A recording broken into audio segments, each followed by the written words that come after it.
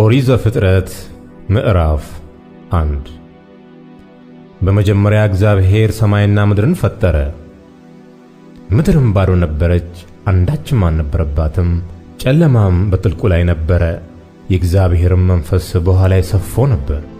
እግዚአብሔርም ብርሃን ይሁን አለ፣ ብርሃንም ሆነ። እግዚአብሔርም ብርሃኑ መልካም እንደሆነ አየ። እግዚአብሔርም ብርሃንና ጨለማ ለየ። እግዚአብሔርም ብርሃኑን ቀን ብሎ ጠራው፣ ጨለማውንም ሌሊት አለው። ማታም ሆነ ጠዋትም ሆነ አንድ ቀን። እግዚአብሔርም በውኆች መካከል ጠፈር ይሁን፣ በውኃና በውኃ መካከልም ይክፈል አለ። እግዚአብሔርም ጠፈርን አደረገ፣ ከጠፈር በታችና ከጠፈር በላይ ያሉትንም ውኆች ለየ፣ እንዲሁም ሆነ። እግዚአብሔር ጠፈርን ሰማይ ብሎ ጠራው። ማታም ሆነ ጠዋትም ሆነ ሁለተኛ ቀን። እግዚአብሔርም ከሰማይ በታች ያለውን ውኃ በአንድ ስፍራ ይሰብሰብ፣ የብሱም ይገለጥ አለ። እንዲሁም ሆነ። እግዚአብሔርም የብሱን ምድር ብሎ ጠራው፣ የውኃ መከማቻውንም ባሕር አለው። እግዚአብሔርም ያ መልካም እንደሆነ አየ።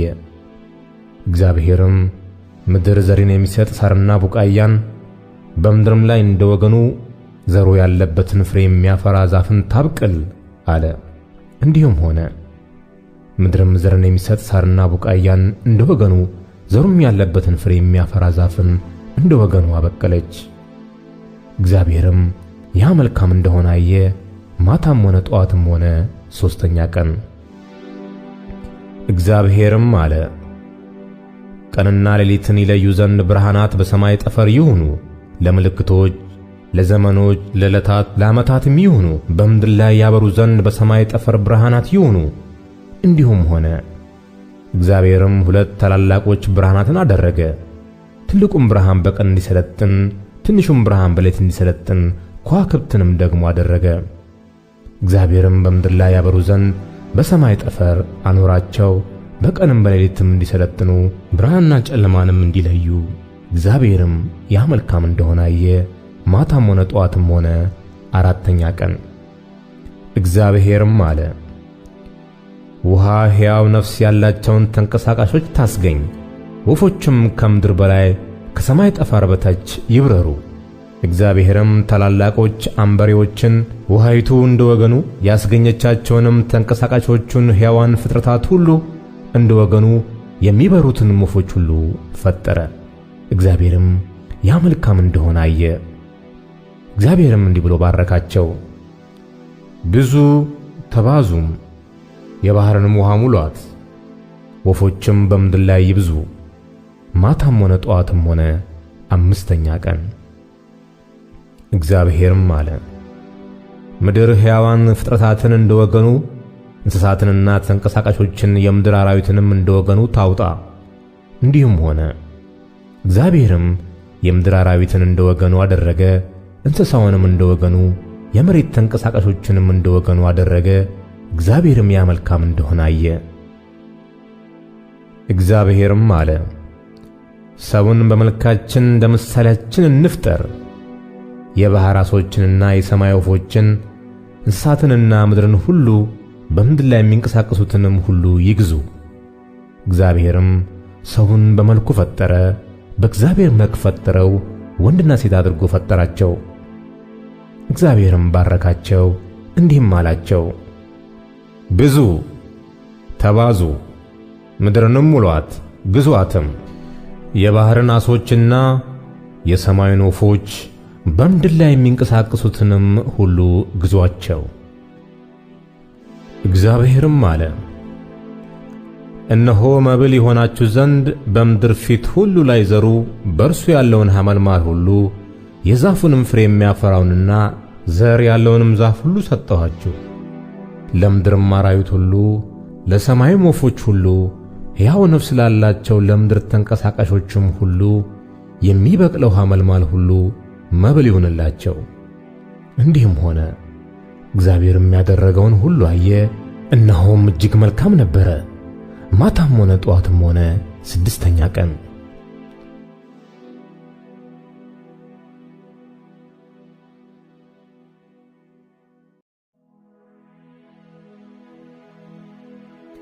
ምዕራፍ 2 ሰማይና ምድር ሠራዊታቸውም ሁሉ ተፈጸሙ።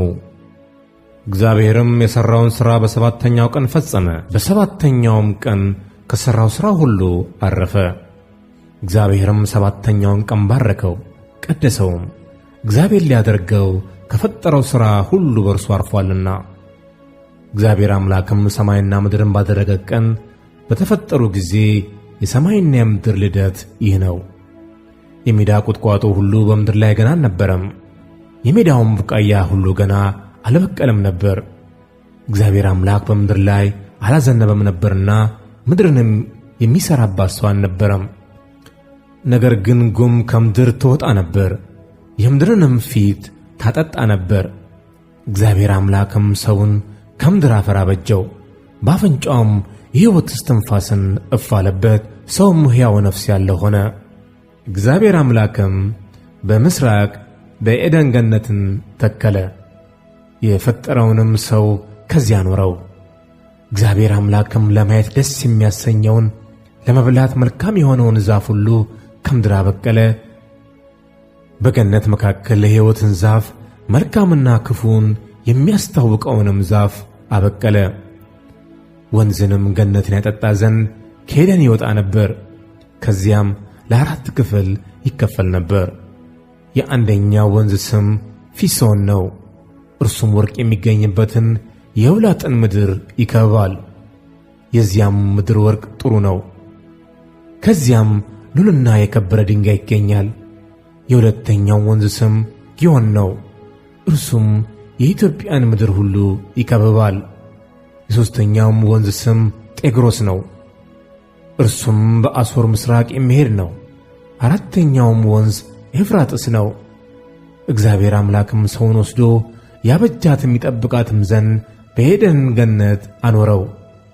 እግዚአብሔር አምላክም ሰውን እንዲህ ብሎ አዘዘው፣ ከገነት ዛፍ ሁሉ ትበላለህ፣ ነገር ግን መልካምንና ክፉን ከሚያስታውቀው ዛፍ አትብላ፣ ከእርሱ በበላ ቀን ሞትን ትሞታለህና።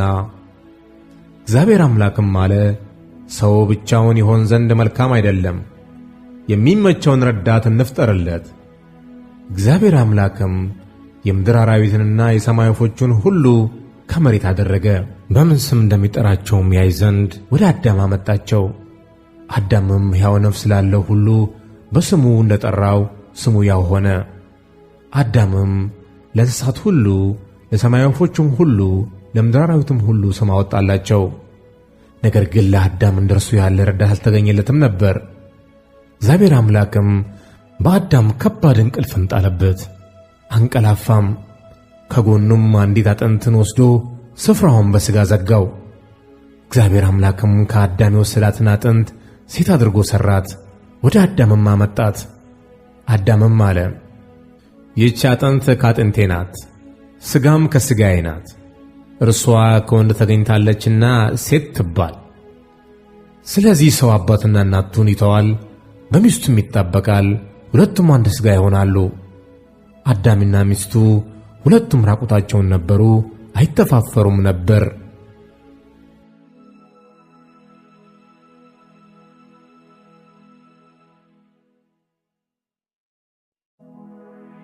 ምዕራፍ 3 እባብም እግዚአብሔር አምላክ ከፈጠረው ከምድር አውሬ ሁሉ ይልቅ ተንኰለኛ ነበረ።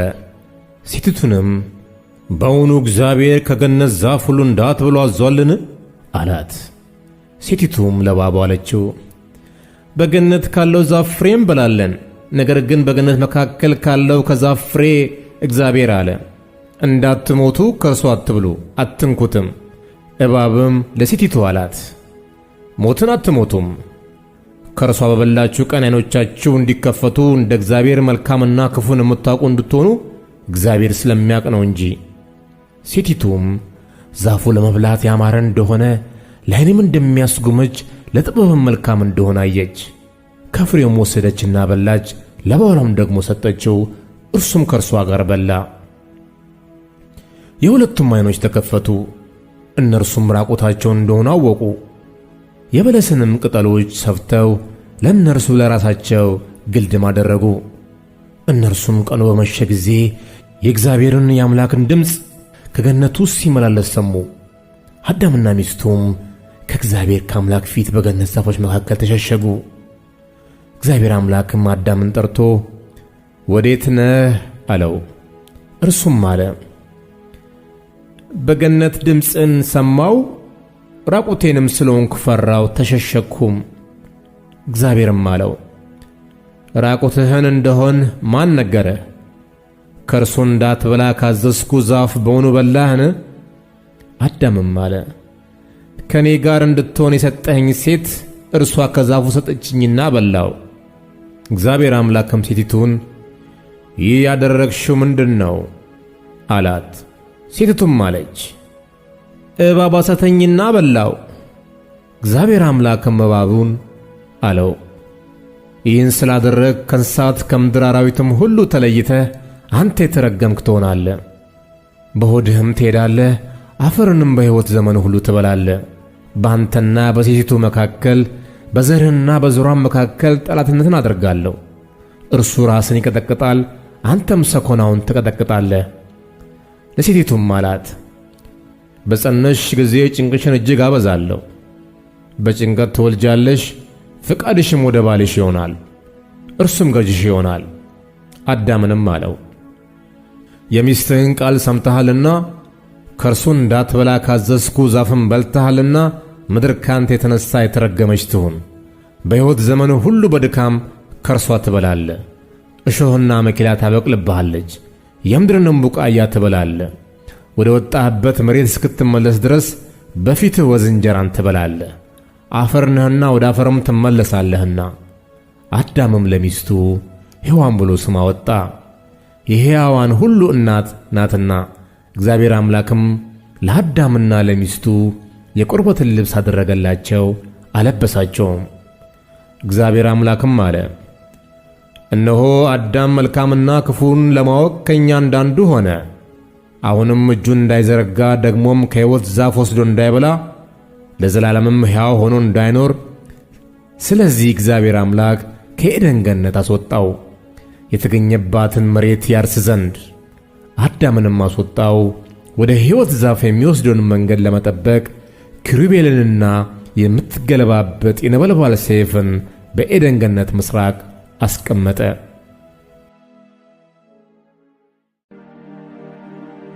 ኦሪት ዘፍጥረት ምዕራፍ 4 አዳምም ሚስቱን ሔዋንን አወቀ፣ ጸነሰችም፣ ቃየንንም ወለደች። እርሷም ወንድ ልጅ ከእግዚአብሔር አገኘሁ አለች። ደግሞም ወንድሙን አቤልን ወለደች። አቤልም በግ ጠባቂ ነበር፣ ቃየንም ምድርን የሚያርስ ነበር። ከብዙ ቀን በኋላም ቃየን ከምድር ፍሬ ለእግዚአብሔር መሥዋዕትን አቀረበ። አቤልም ደግሞ ከበጎቹ በኩራትን ከስቡ አቀረበ። እግዚአብሔርም ወደ አቤልና ወደ መሥዋዕቱ ተመለከተ፣ ወደ ቃየንና ወደ መሥዋዕቱ ግን አልተመለከተም። ቃየንም እጅግ ተናደደ፣ ፊቱም ጠቆረ። እግዚአብሔርም ቃየንን አለው ለምን ተናደድክ? ለምን ፊትህ ጠቆረ? መልካም ብታደርግ ፊትህ የሚበራ አይደለምን? መልካም ባታደርግ ግን ኃጢአት በደጅ ታደባለች፣ ፈቃዷም ወደ አንተ ነው፣ አንተ ግን በእርሷ ንገስባት። ቃየንም ወንድሙን አቤልን ና ወደ ሜዳ እንሂድ አለው። በሜዳም ሳሉ ቃየን በወንድሙ በአቤል ላይ ተነሳበት፣ ገደለው። እግዚአብሔርም ቃየንን አለው ወንድምህ አቤል ወዴት ነው? እርሱም አለ አላውቅም፣ የወንድሜ ጠባቂው እኔ ነኝን አለው። ምን አደረግህ? የወንድምህ የደሙ ድምፅ ከምድር ወደ እኔ ይጮኻል። አሁንም የወንድምህን ደም ከእጅ ለመቀበል አፏን በከፈተች በምድር ላይ አንተ የተረገምክ ነህ። ምድርን ባረስክ ጊዜ እንግዲህ ኃይሏን አትሰጥህም። በምድር ላይ ኮብላይና ተቅበዝባዥ ትሆናለህ። ቃየንም እግዚአብሔርን አለው ኃጢአቴ ልሸከማት የማልችላት ታላቅ ናት። እነሆ ዛሬ ከምድር ፊት አሳደድክኝ፣ ከፊትህም እሰወራለሁ። በምድርም ላይ ኮብላይና ተቅበዝባዥ ሆናለሁ፣ የሚያገኘኝ ሁሉ ይገድለኛል። እግዚአብሔርም እርሱን አለው እንግዲህ ቃየንን የገደለ ሁሉ 7 እጥፍ ይበቀልበታል። እግዚአብሔርም ቃየንን ያገኘ ሁሉ እንዳይገድለው ምልክት አደረገለት። ቃየንም ከእግዚአብሔር ፊት ወጣ፣ ከኤደን ወደ ምስራቅ በኖድ ምድር ተቀመጠ። ቃየንም ሚስቱን አወቀ፣ ጸነሰችም፣ ሄኖህንም ወለደች። ከተማም ሠራ፣ የከተማይቱን ስም በልጁ ስም ሄኖህ አላት። ሄኖህም ጋይዳድን ወለደ፣ ጋይዳድም ሚኤልን ወለደ፣ ሚኤልም ማቱሳኤልን ወለደ፣ ማቱሳኤልም ላሜህን ወለደ። ላሜህም ለራሱ 2 ሚስቶችን አገባ። የአንዲቱ ስም አዳ፣ የሁለተኛይቱ ስም ሴላ ነበር። አዳም ያባልን ወለደች፣ እርሱም በድንኳኑ የሚቀመጡት የዘላኖች አባት ነበር። የወንድሙም ስም ዮባል ነበር፣ እርሱም በገናንና መለከትን ለሚይዙ አባት ነበር። ሴላም ደግሞ ከናስና ከብረት የሚቀጠቅጥ ዕቃን የሚሠራውን ቱባል ቃይንን ወለደች። የቱባል ቃይንም እህት ናዕማ ነበረች። ላሜህም ለሚስቶቹ ለአዳና ለሴላ አላቸው፣ እናንተ የላሜ ሚስቶች ቃሌን ስሙ፣ ነገሬንም አድምጡ። እኔ ጎለማሳውን ለቁስሌ ብላቴናውንም ለመውጋቴ ገድየዋለሁና ቃየንን 7 እጥፍ ይበቀሉታል፣ ላሜህን ግን 77 እጥፍ። አዳም ደግሞ ሚስቱን አወቀ፣ ወንድ ልጅም ወለደች። ስሙን ቃየን በገደለው በአቤል ፈንታ እግዚአብሔር ሌላ ዘር ተክቶልኛል ስትል ሴት አለችው። ለሴት ደግሞ ወንድ ልጅ ተወለደለት፣ ስሙንም ሄኖስ አለው። በዚያን ጊዜም በእግዚአብሔር ስም መጠራት ተጀመረ።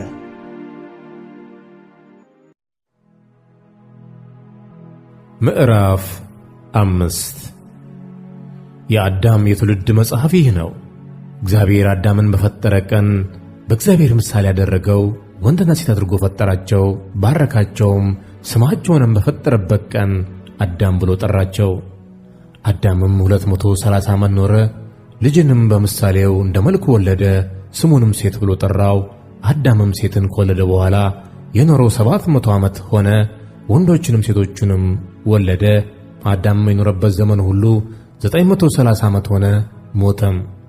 ሴትም 205 ዓመት ኖረ፣ ሄኖስን ወለደ። ሴትም ሄኖስን ከወለደ በኋላ የኖረው 707 ዓመት ሆነ፣ ወንዶችንም ሴቶችንም ወለደ። ሴትም የኖረበት ዘመን ሁሉ 912 ዓመት ሆነ፣ ሞተም። ሄኖስም 190 ዓመት ኖረ፣ ቃይናንንም ወለደ። ሄኖስም ቃይናንን ከወለደ በኋላ የኖረው 715 ዓመት ሆነ፣ ወንዶችንም ሴቶችንም ወለደ። ሄኖስም የኖረበት ዘመን ሁሉ 905 ዓመት ሆነ፣ ሞተም። ቃይናንም 107 ዓመት ኖረ፣ መላእሌልን ወለደ። ቃይንም መላእሌልን ከወለደ በኋላ የኖረው 740 ዓመት ሆነ፣ ወንዶችንም ሴቶችንም ወለደ። ቃይናንም የኖረበት ዘመን ሁሉ 910 ዓመት ሆነ፣ ሞተም። መላልኤልም 165 ዓመት ኖረ፣ ያሬድንም ወለደ። መላልኤልም ያሬድን ከወለደ በኋላ የኖረው 730 ዓመት ሆነ፣ ወንዶችንም ሴቶችንም ወለደ። መላልኤልም የኖረበት ዘመን ሁሉ 895 ዓመት ሆነ፣ ሞተም። ያሬድም 162 ዓመት ኖረ፣ ሄኖክን ወለደ። ያሬድም ሄኖክን ከወለደ በኋላ የኖረው 800 ዓመት ሆነ፣ ወንዶችንም ሴቶችንም ወለደ። ያሬድም የኖረበት ዘመን ሁሉ 962 ዓመት ሆነ፣ ሞተም። ሄኖክም 165 ዓመት ኖረ፣ ማቱሳላንም ወለደ። ሄኖክም አካሄዱን ከእግዚአብሔር ጋር አደረገ። ማቱሳላንም ከወለደ በኋላ የኖረው 200 ዓመት ሆነ፣ ወንዶችንም ሴቶችንም ወለደ። ሄኖክም የኖረበት ዘመን ሁሉ 365 ዓመት ሆነ። ሄኖክም አካሄዱን ከእግዚአብሔር ጋር ስላደረገ አልተገኘም፣ እግዚአብሔር ወስዶታልና። ማቱሳላም 187 ዓመት ኖረ፣ ላሜህን ወለደ። ማቱሳላም ላሜህን ከወለደ በኋላ የኖረው 782 ዓመት ሆነ፣ ወንዶችንም ሴቶችንም ወለደ።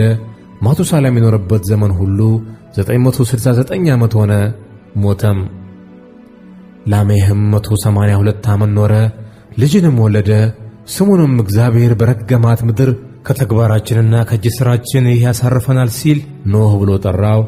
ላሜህም ኖህን ከወለደ በኋላ የኖረው 565 ዓመት ሆነ፣ ወንዶችንም ሴቶችንም ወለደ። ላሜህም የኖረበት ዘመን ሁሉ 747 ዓመት ሆነ፣ ሞተም። ኖህም የ500 ዓመት ሰው ነበረ። ኖህም ሴምን ካምን ያፌትንም ወለደ።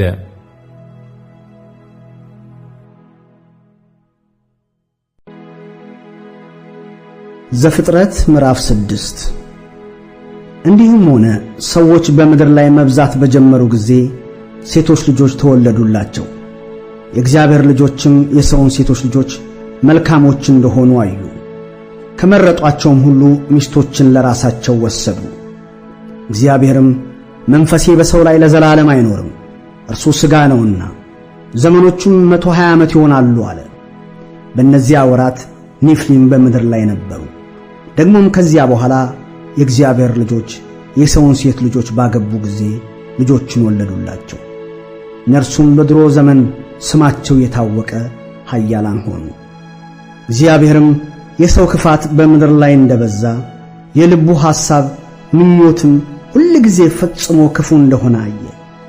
እግዚአብሔርም ሰውን በምድር ላይ በመፍጠሩ ተጸጸተ፣ በልቡም አዘነ። እግዚአብሔርም የፈጠረሁትን ሰው ከምድር ላይ አጠፋለሁ፣ ከሰው እስከ እንስሳ እስከ ተንቀሳቃሽም እስከ ሰማይ ወፍም ድረስ ስለፈጠርኳቸው ተጸጽቻለሁና አለ። ኖህ ግን በእግዚአብሔር ፊት ሞገስን አገኘ። የኖህ ትውልድ እንዲህ ነው። ኖህም በትውልዱ ጻድቅ ፍጹምም ሰው ነበረ። ኖህ አካሄዱን ከእግዚአብሔር ጋር አደረገ። ኖህም 3 ልጆችን ሴምን፣ ካምን፣ ያፌትንም ወለደ። ምድርም በእግዚአብሔር ፊት ተበላሸች፣ ምድርም ግፍን ተሞላች። እግዚአብሔርም ምድርን አየ፣ እነሆም ተበላሸች፣ ሥጋን የለበሰ ሁሉ በምድር ላይ መንገዱን አበላሽቶ ነበርና። እግዚአብሔርም ኖህን አለው፣ የሥጋ ሁሉ ፍጻሜ በፊቴ ደርሷል፣ ከነሱ የተነሣ ምድር በግፍ ተሞልታለችና እኔም እነሆ ከምድር ጋር አጠፋቸዋለሁ። ከጎፈር እንጨት መርከብን ለአንተ ሥራ፣ በመርከቢቷም ጉራጆችን አድርግ፣ በውስጧም በውጭም በቅጥራን ለቅልቃት። እርሷንም እንዲህ ታደርጋታለህ: የመርከቢቱ ርዝመት 300 ክንድ፣ ወርዷ 50 ክንድ፣ ከፍታዋ 30 ክንድ ይሁን። ለመርከቢቱም መስኮትን ታደርጋለህ፣ ከቁመቷ ክንድ ሙሉ ትጨርሳት። የመርከቢቱንም በር በጎኗ አድርግ። ታችኛውንም ሁለተኛውንም ሦስተኛውንም ደርብ ታደርግላታለህ። እኔም እነሆ ከሰማይ በታች የሕይወት ነፍስ ያለውን ሥጋ ሁሉ ለማጥፋት በምድር ላይ የጥፋት ውኃን አመጣለሁ። በምድር ላይ ያለው ሁሉ ይጠፋል። ቃል ኪዳኔንም ካንተ ጋር አቆማለሁ። ወደ መርከብም አንተ ልጆችህንና ሚስትህን የልጆችህንም ሚስቶች ይዘህ ትገባለህ። ካንተ ጋር በሕይወት ይኖሩ ዘንድ ሥጋ ካለው ከሕያው ሁሉ 2 እያደረግህ ወደ መርከብ ታገባለህ። ተባትና እንስት ይሁኑ፣ ከወፍ እንደ ወገኑ፣ ከእንስሳም እንደ ወገኑ፣ ከምድር ተንቀሳቃሾች ሁሉ እንደ ወገኑ በሕይወት ይኖሩ ዘንድ 2 እየሆኑ ወደ አንተ ይግቡ። ከሚበላውም መብል ሁሉ ለአንተ ውሰድ፣ ወደ አንተም ትሰበስባለህ። እሱም ለአንተም ለእነርሱም መብል ይሆናል። ኖህም እንዲሁ አደረገ፣ እግዚአብሔር እንዳዘዘ ሁሉ እንዲሁ አደረገ።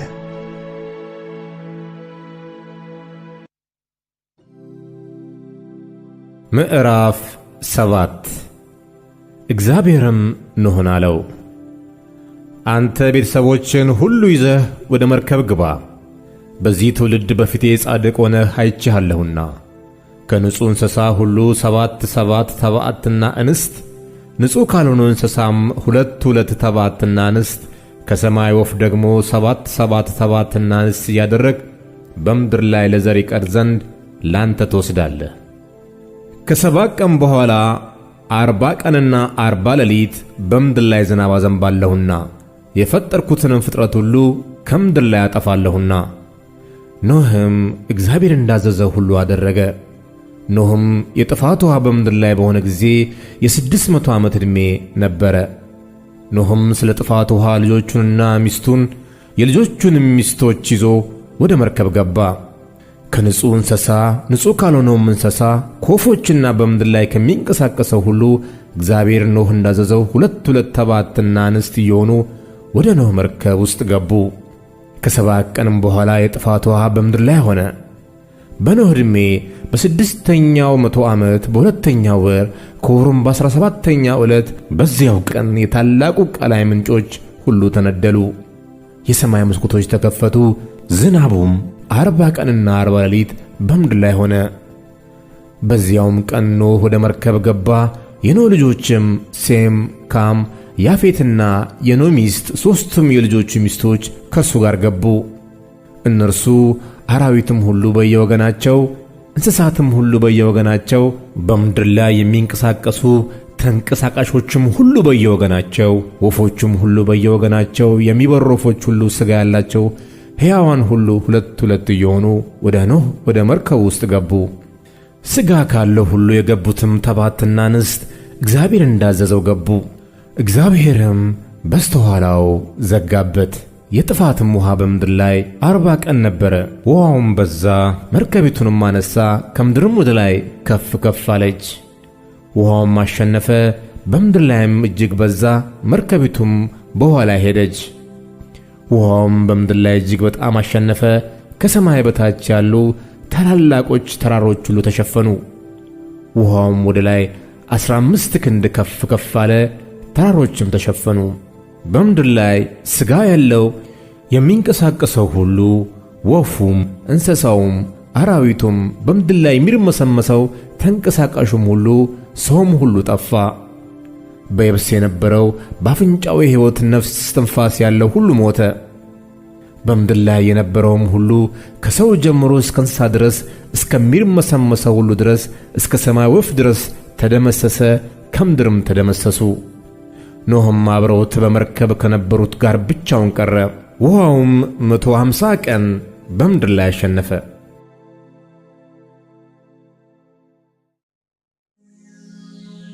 ምዕራፍ 8 እግዚአብሔርም ኖኅን በመርከብም ከእርሱ ጋር የነበረውን አራዊቱን ሁሉ እንስሳውን ሁሉ አሰበ።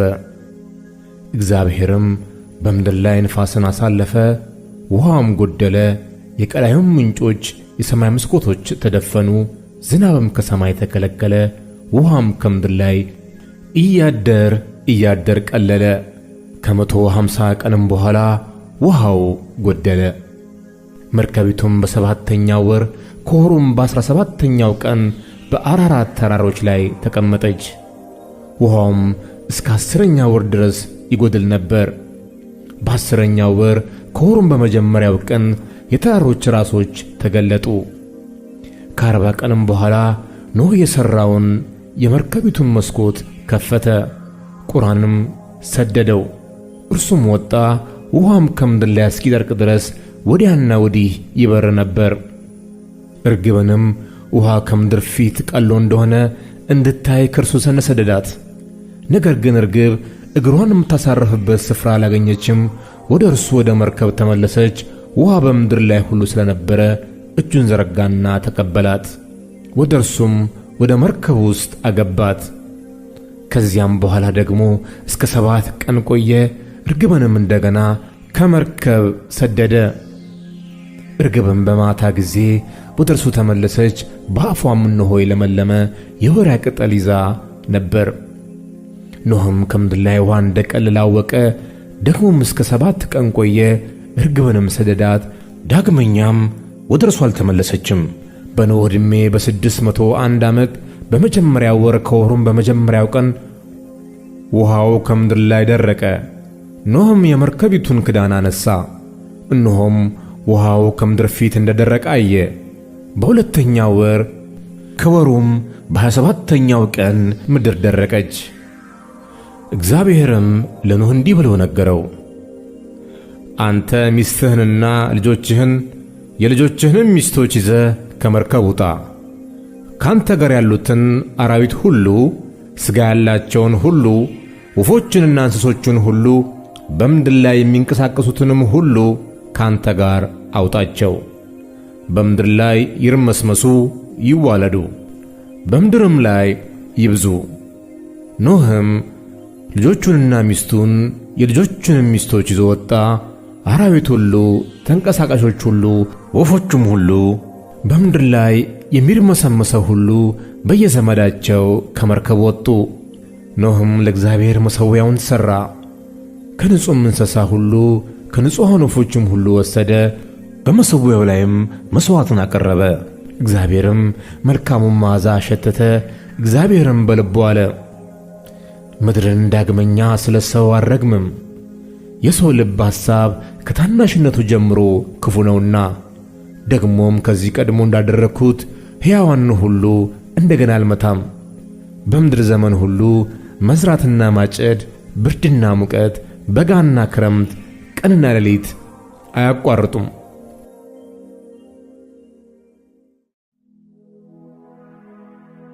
ምዕራፍ 9 እግዚአብሔርም ኖኅንና ልጆቹን ባረካቸው፣ እንዲህም አላቸው፣ ብዙ ተባዙ፣ ምድርንም ሙሏት። አስፈሪነታችሁና አስደንጋጭነታችሁ በምድር አራዊት፣ በሰማይም ወፎች፣ በምድርም ላይ በሚንቀሳቀሱትም በባሕር ዓሦችም ሁሉ ላይ ይሁን። እነርሱም በእጃችሁ ተሰጥተዋል። ሕይወት ያለው ተንቀሳቃሽ ሁሉ መብል ይሆናችሁ። ሁሉን እንደ ለመለመ ቡቃያ ሰጠኋችሁ። ነገር ግን ነፍሱ ደሙ ያለችበትን ሥጋ አትብሉ። ነፍሳችሁ ያለችበትን ደማችሁን በርግጥ እሻዋለሁ። ከአራዊትም ሁሉ እጅ እሻዋለሁ። ከሰውም እጅ ከሰውም ወንድም እጅ የሰውን ነፍስ እሻለሁ። የሰውን ደም የሚያፈስ ሁሉ ደሙ ይፈሳል። ሰውም በእግዚአብሔር መልክ ፈጥሮታልና። እናንተም ብዙ ተባዙ፣ በምድር ላይ ተዋለዱ፣ እርቡባትም። እግዚአብሔርም ለኖኅና ለልጆቹ እንዲህ ብሎ ተናገረ። እኔም እነሆ ቃል ኪዳኔን ከእናንተና በኋላ ከሚመጣው ከዘራችሁ ጋር አቆማለሁ። ከእናንተ ጋር ላሉትም ሕያው ነፍስ ላላቸው ሁሉ፣ ከእናንተ ጋር ከመርከብ ለወጡት ለወፎች፣ ለእንስሳትም፣ ለምድር አራዊትም ሁሉ፣ ለማንኛውም ለምድር አራዊት ሁሉ ይሆናል። ቃል ኪዳኔንም ለእናንተ አቆማለሁ። ሥጋ ያለውም ሁሉ ዳግመኛ በጥፋት ውኃ አይጠፋም። ምድርንም ለማጥፋት ዳግመኛ የጥፋት ውኃ አይሆንም። እግዚአብሔርም አለ፣ በእኔና በእናንተ መካከል ከእናንተ ጋር ባለው ሕያው ነፍስ ሁሉ መካከል ለዘላለም የማድረገው የቃል ኪዳን ምልክት ይህ ነው። ቀስቴን በደመና አድርጌአለሁ። የቃል ኪዳኑም ምልክት በእኔና በምድር መካከል ይሆናል። በምድርም ላይ ደመናን በጋረድኩ ጊዜ ቀስቲቱ በደመናው ትታያለች። በእኔና በእናንተ መካከል ሕያው ነፍስ ባለው ሥጋ ሁሉ መካከል ያለውን ቃል ኪዳኔን አስባለሁ። ሥጋ ያለውንም ሁሉ ያጠፋ ዘንድ ዳግመኛ የጥፋት ውኃ አይሆንም። ቀስቲቱም በደመና ትሆናለች። በእኔና በምድር ላይ በሚኖር ሥጋ ባለው በሕያው ነፍስ ሁሉ መካከል ያለውን የዘላለም ቃል ኪዳን ለማሰብ አያታለሁ። እግዚአብሔርም ኖኅን በእኔና በምድር ላይ በሚኖር ሥጋ ባለው ሁሉ መካከል ያቆምኩት የቃል ኪዳን ምልክት ይህ ነው አለው። ከመርከብ የወጡት የኖኅ ልጆችም እነዚህ ናቸው። ሴም፣ ካም፣ ያፌት። ካምም የከነዓን አባት ነው። የኖኅ ልጆች እነዚህ ሦስቱ ናቸው። ከእነርሱም ምድር ሁሉ ተሞላች። ኖኅም ገበሬ መሆን ጀመረ፣ ወይንንም ተከለ። ከወይን ጠጁም ጠጣና ሰከረ፣ በድንኳኑም ውስጥ ራቁቱን ሆነ። የከነዓን አባት ካምም የአባቱን ራቁትነት አየ። ወደ ውጭም ወጥቶ ለሁለቱ ወንድሞቹ ነገራቸው። ሴምና ያፌትም ሸማ ወስደው በጫንቃቸው ላይ ያደረጉ፣ የኋሊትም ሄደው የአባታቸውን ራቁትነት አለበሱ። ፊታቸውም ወደ ኋላ ነበረ፣ የአባታቸውንም ራቁትነት አላዩም። ኖኅም ከወይን ጠጁ ስካር ነቃ፣ ታናሽ ልጁም ያደረገበትንም አወቀ። እንዲህም አለ፣ ከነዓን ርጉም ይሁን፣ ለወንድሞቹም የባሪያዎች ባሪያ ይሁን። እንዲህም አለ፣ የሴም አምላክ እግዚአብሔር ይባረክ፣ ከነዓንንም ለእነርሱ ባሪያ ይሁን። እግዚአብሔርም ያፌትን ያስፋ፣ በሴምም ድንኳን ይደር፣ ከነዓንንም ለእነርሱ ባሪያ ይሁን። ኖኅም ከጥፋት ውኃ በኋላ 350 ዓመት ኖረ። ኖኅም የኖረበት ዘመን ሁሉ 950 ዓመት ሆነ፣ ሞተም።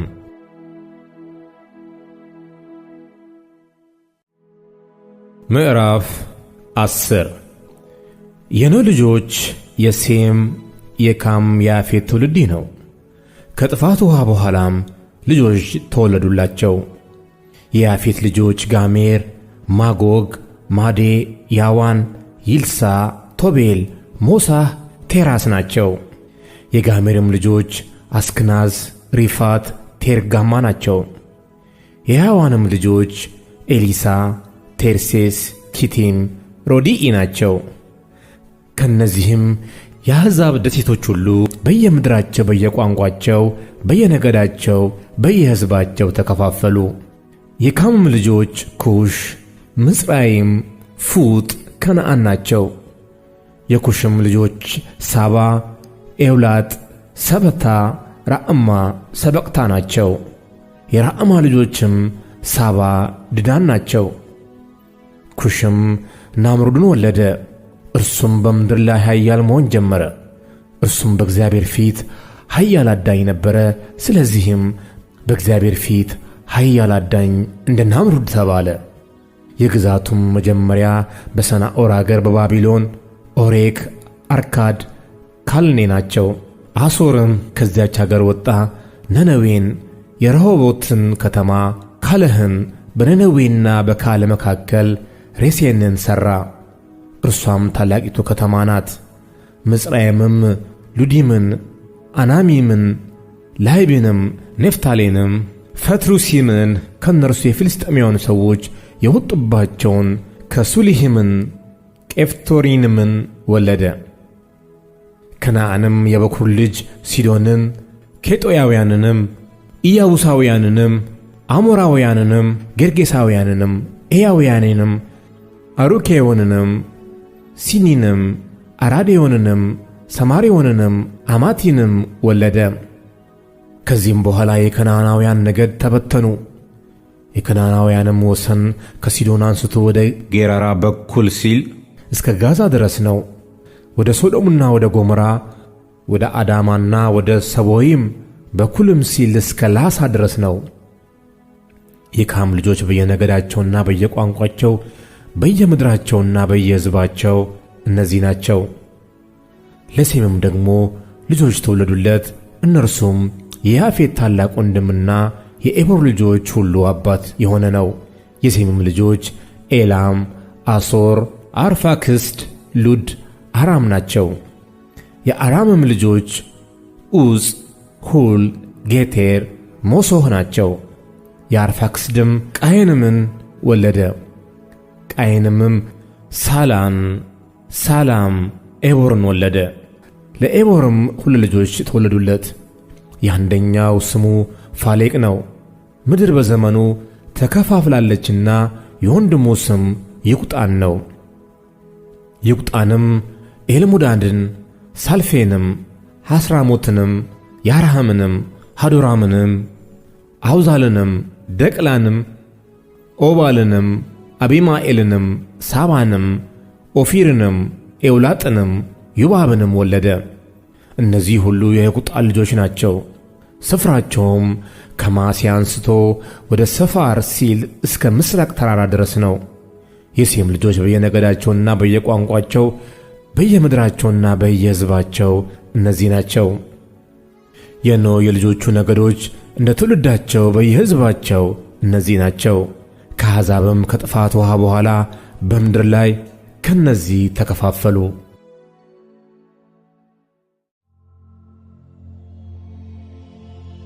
ምዕራፍ 11 ምድርም ሁሉ በአንድ ቋንቋና በአንድ ንግግር ነበረች። ከምሥራቅም ተነስተው በሄዱ ጊዜ በሰናዖር ምድር አንድ ሜዳ አገኙ። በዚያም ተቀመጡ። እርስ በርሳቸውም ኑ ጡብ እንሥራ፣ በእሳትም እንተኩሰው ተባባሉ። ጡቡም እንደ ድንጋይ ሆነላቸው፣ የምድርም ዝፍት እንደ ጭቃ ሆነላቸው።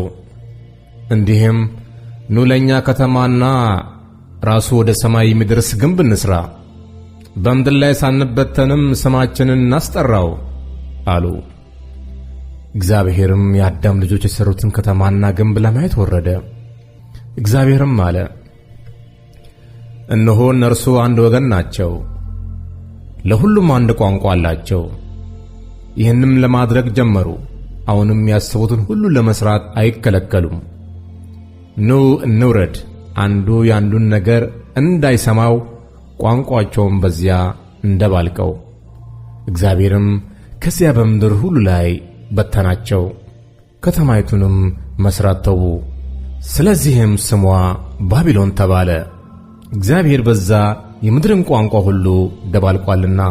ከዚያም እግዚአብሔር በምድር ሁሉ ላይ እነርሱን በትኗቸዋል። የሴም ትውልድ ይህ ነው። ሴም የ100 ዓመት ሰው ነበረ። አርፋክስድንም ከጥፋት ውኃ በኋላ በሁለተኛው ዓመት ወለደ።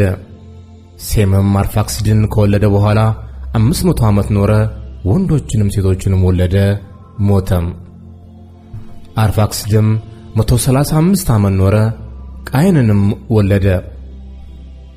ቃየንምም 130 ዓመት ኖረ፣ ሳላንም ወለደ። ቃየንምም ሳላንን ከወለደ በኋላ 330 ዓመት ኖረ፣ ወንዶችንም ሴቶችንም ወለደ፣ ሞተም።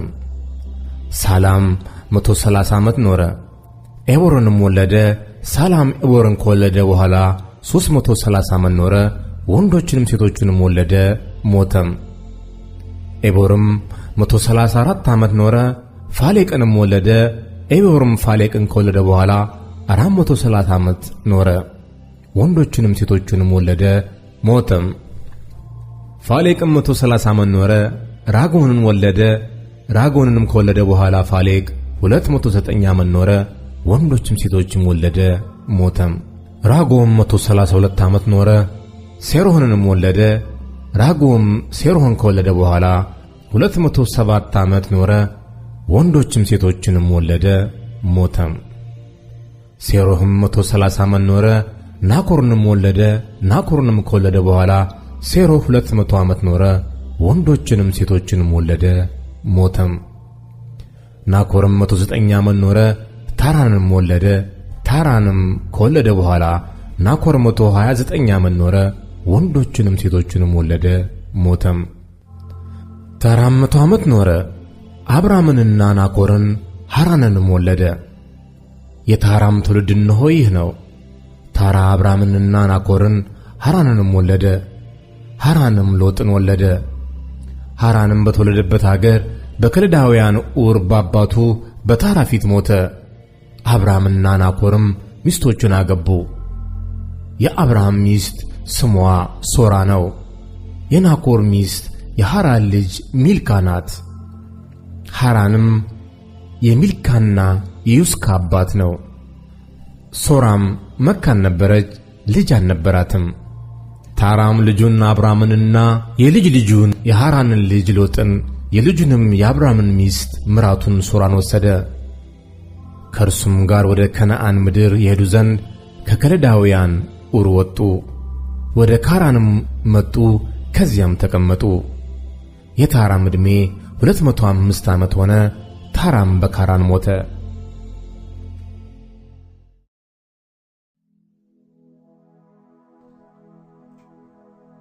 ምዕራፍ 12 እግዚአብሔርም አብራምን አለው፣ ከአገርህ ከዘመዶችህም ከአባትህም ቤት ተለይተህ እኔ ወደማሳይ ምድር ውጣ። ታላቅ ሕዝብም አደርግሃለሁ፣ እባርክሃለሁ፣ ስምህንም አከብረዋለሁ። ለበረከትም ሁን። የሚባርኩህንም እባርካለሁ፣ የሚረግሙህንም ረግማለሁ። የምድር ነገዶች ሁሉ ባንተ ይባረካሉ። አብራምም እግዚአብሔርን እንደነገረው ሄደ። ሎጥም ከእርሱ ጋር ሄደ። አብራም ከካራን በወጣ ጊዜ የ75 ዓመት ሰው ነበረ።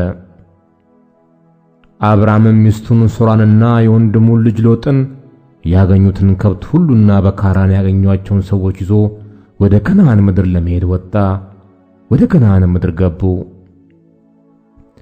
አብራምም እስከ ሴኬም ስፍራ እስከ ሞሬ የአድባር ዛፍ ድረስ በምድር አለፈ። የከነዓን ሰዎችም በዚያ ጊዜ በምድሩ ነበሩ። እግዚአብሔርም ለአብርሃም ተገለጠለትና ይህችን ምድር ለዘር እሰጣለሁ አለው። እርሱም ለተገለጠለት ለእግዚአብሔር በዚያ ስፍራ መሠዊያን ሠራ። ከዚያም በቤቴል ምስራቅ ወዳለው ተራራ ወጣ። በዚያም ቤቴልን ወደ ምዕራብ ጋይንን ወደ ምስራቅ አድርጎ ድንኳኑን ተከለ። በዚያም ለእግዚአብሔር መሠዊያን ሠራ፣ የእግዚአብሔርንም ስም ጠራ። አብርሃምም ከዚያ ተነሣ፣ እየተጓዘም ወደ አዜብ ሄደ።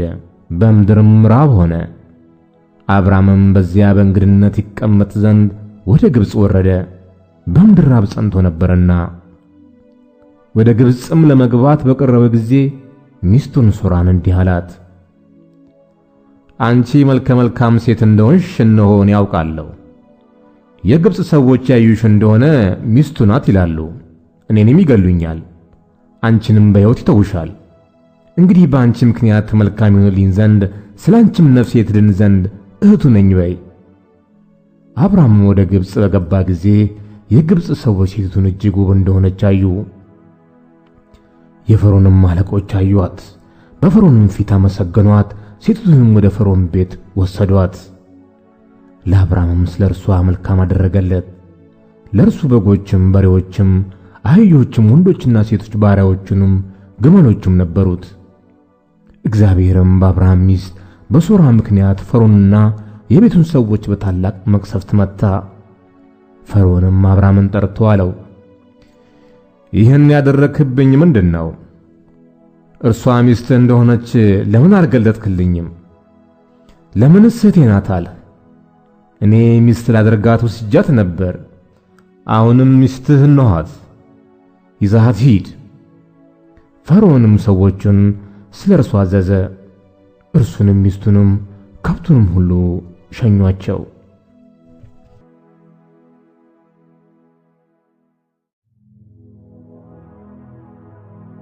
ምዕራፍ 13 አብርሃም ከግብፅ ወጣ፣ እርሱና ሚስቱ፣ ለእርሱ የነበረውም ሁሉ፣ ሎጥም ከእርሱ ጋር ወደ አዜብ ወጡ።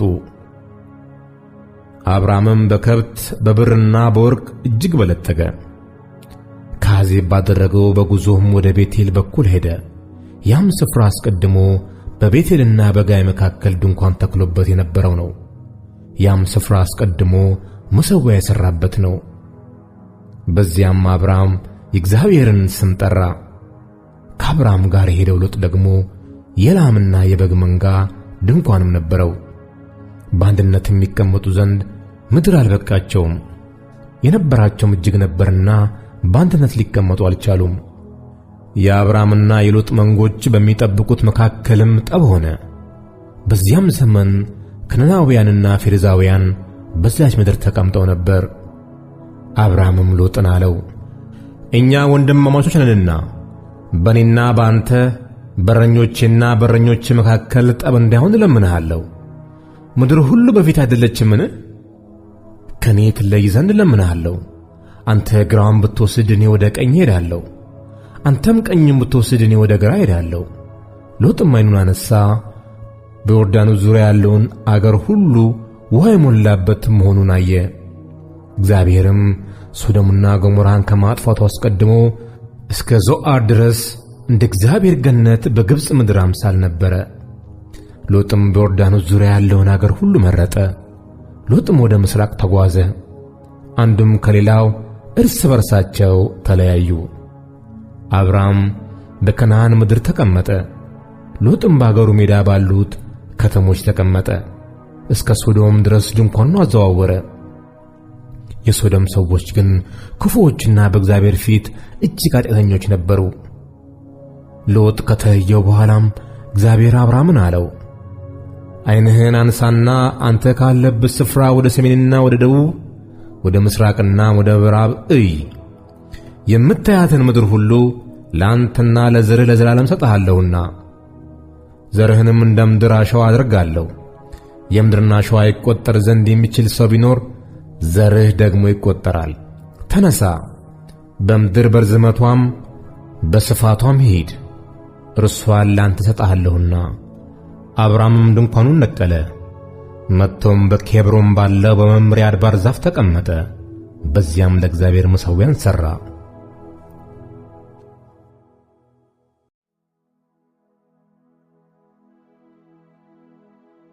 ምዕራፍ 14 በሶናኦር ንጉሥ በአምራፌል፣ በኤላሶር ንጉሥ በአርዮክ፣ በኤላም ንጉሥ በኮሎዶጎሞር፣ በአሕዛብ ንጉሥ በቲዲአል ዘመን እንዲህ ሆነ። ከሶዶም ንጉሥ ከባላ፣ ከገሞራ ንጉሥ ከብርሳ፣ ከአዳማ ንጉሥ ከሰንአብ፣ ከሰቦይም ንጉሥ ከሴምቤር፣ ዞአር ከተባለች ከቤላ ንጉሥም ጋር ሰልፍ አደረጉ። እነዚህ ሁሉ በሲዲም ሸለቆ ተሰብስበው ተባበሩ። ይኸውም የጨው ባሕር ነው። 12 ዓመት ለኮሎዶጎሞር ተገዝተው ነበር። በ13ኛው ዓመት አመጹ። በ14ኛው ዓመት ኮሎዶጎሞርና ከእርሱ ጋር የነበሩት ነገሥታት መጡ። ራፋይምን በአስጣሮት፣ ቃርናይም ዙዚምን በሃም፣ ኤምምን በሴዊ፣ ቅሪያታይምን መቱ። የሆር ሰዎችንም በሴራ ተራራቸው በበረሃ አጠገብ እስካለችው እስከ ኤልፋራን ድረስ መቱ። ተመልሰውም ቃዴስ ወደ ተባለች ወደ አይሚስጳጥ መጡ። የሐማሌቅን አገር ሁሉና ደግሞ በሐሴሶን ታማር የነበረውን አሞራውያን መቱ። የሶዶም ንጉሥና የገሞራ ንጉሥ፣ የአዳማ ንጉሥና የሰቦይም ንጉሥ ዞአር የተባለች የቤላ ንጉሥም ወጡ። እነዚህ ሁሉ በሲዶም ሸለቆ በእነርሱ ላይ ለሰልፍ ወጡ።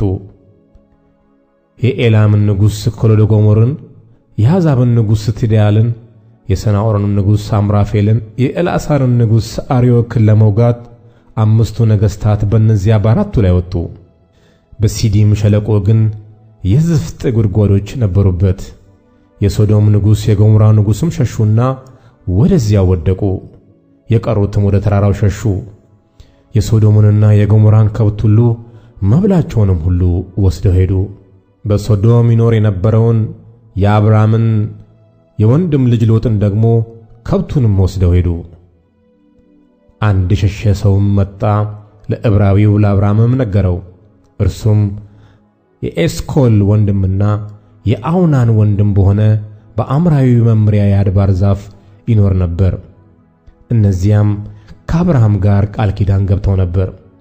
አብርሃምም ወንድሙ እንደተማረከ በሰማ ጊዜ በቤቱ የተወለዱትን 318 ብላቴኖችን አሰለፈ። ፍለጋቸውንም ተከትሎ እስከ ዳን ድረስ ሄደ። ብላቴኖቹንም ከፍሎ በሌሊት እርሱ ከባሪያዎቹ ጋር ወረደባቸው፣ መታቸው። በደማስቆ ግራ እስካለችውም እስከ ሆባ ድረስ አሳደዳቸው። ከብቱንም ሁሉ አስመለሰ። ደግሞም ወንድሙ ሎጥንና ከብቶቹን ሴቶቹንና ሕዝቡን ደግሞ መለሰ። ኮሎዶጎሞርንና ከእርሱ ጋር የነበሩትን ነገሥታት ወቅቶ ከተመለሰ በኋላም የሶዶም ንጉሥ የንጉሥ ሸለቆ በሆነው በሴዊ ሸለቆ ሊቀበለው ወጣ። የሳሌም ንጉሥ መልከጼዴቅም እንጀራንና የወይን ጠጅን አወጣ። እርሱም የልዑል እግዚአብሔር ካህን ነበር። ባረከውም። አብርሃም ሰማይና ምድርን ለሚገዛ ለልዑል እግዚአብሔር የተባረከ ነው፣ ጠላቶችህን በእጄ የጣለልህ ልዑል እግዚአብሔርም የተባረከ ነው አለው። አብርሃምም ከሁሉ አስራትን ሰጠው። የሶዶም ንጉሥም አብርሃምን ሰዎቹን ስጠኝ፣ ከብቱን ግን ላንተ ውሰድ አለው። አብርሃምም የሶዶምን ንጉሥ አለው፣ ሰማይና ምድርን ወደሚገዛ ወደ ልዑል እግዚአብሔር እጄን ከፍ አድርጌአለሁ። አንተ አብርሃምን ባለጠጋ አደረግኩት እንዳትል፣ ብላቴኖቹ ከበሉት በቀር ከእኔ ጋር ከሄዱትም ድርሻቸው በቀር ፈትልም ቢሆን የጫማ ማዘቢያም ቢሆን ላንተ ከሆነ ሁሉ እንዳልወስድ አውናን፣ ኤስኮልም መምሬም እነሱ ድርሻቸውን ይውሰዱ።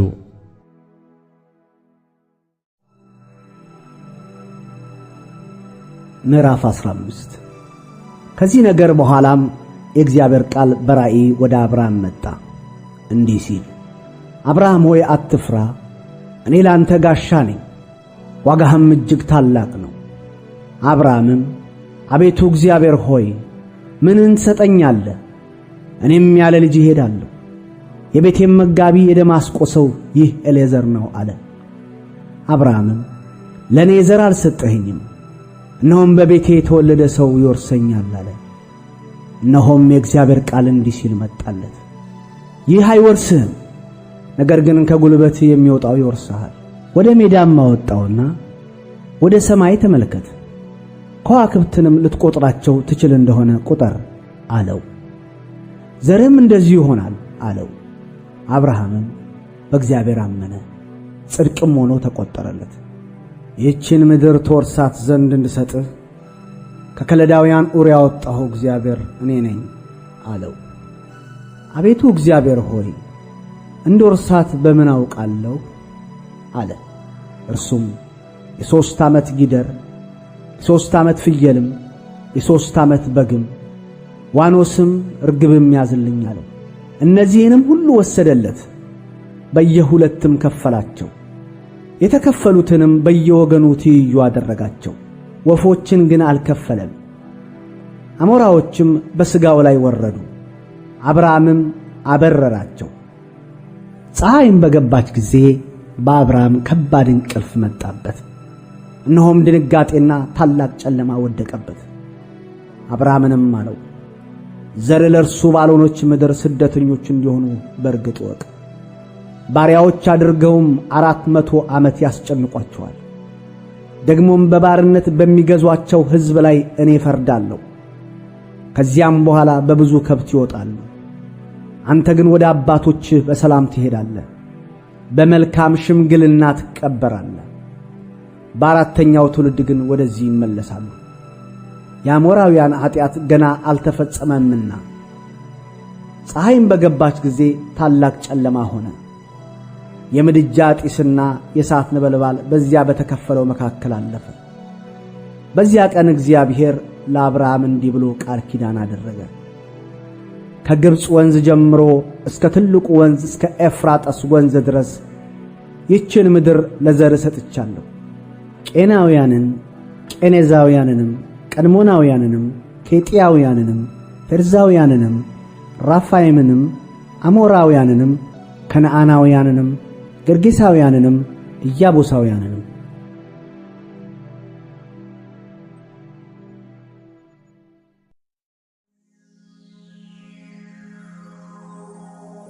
ምዕራፍ 16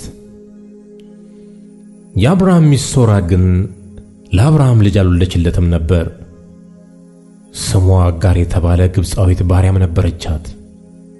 ሶራም አብርሃምን እነሆ እንዳልወልድ እግዚአብሔር ዘጋኝ፣ ምናልባት ከእርሷ በልጅ ታነጽ እንደሆነ ወደ እርሷ ግባ አለችው። አብርሃምም የሶራን ቃል ሰማ።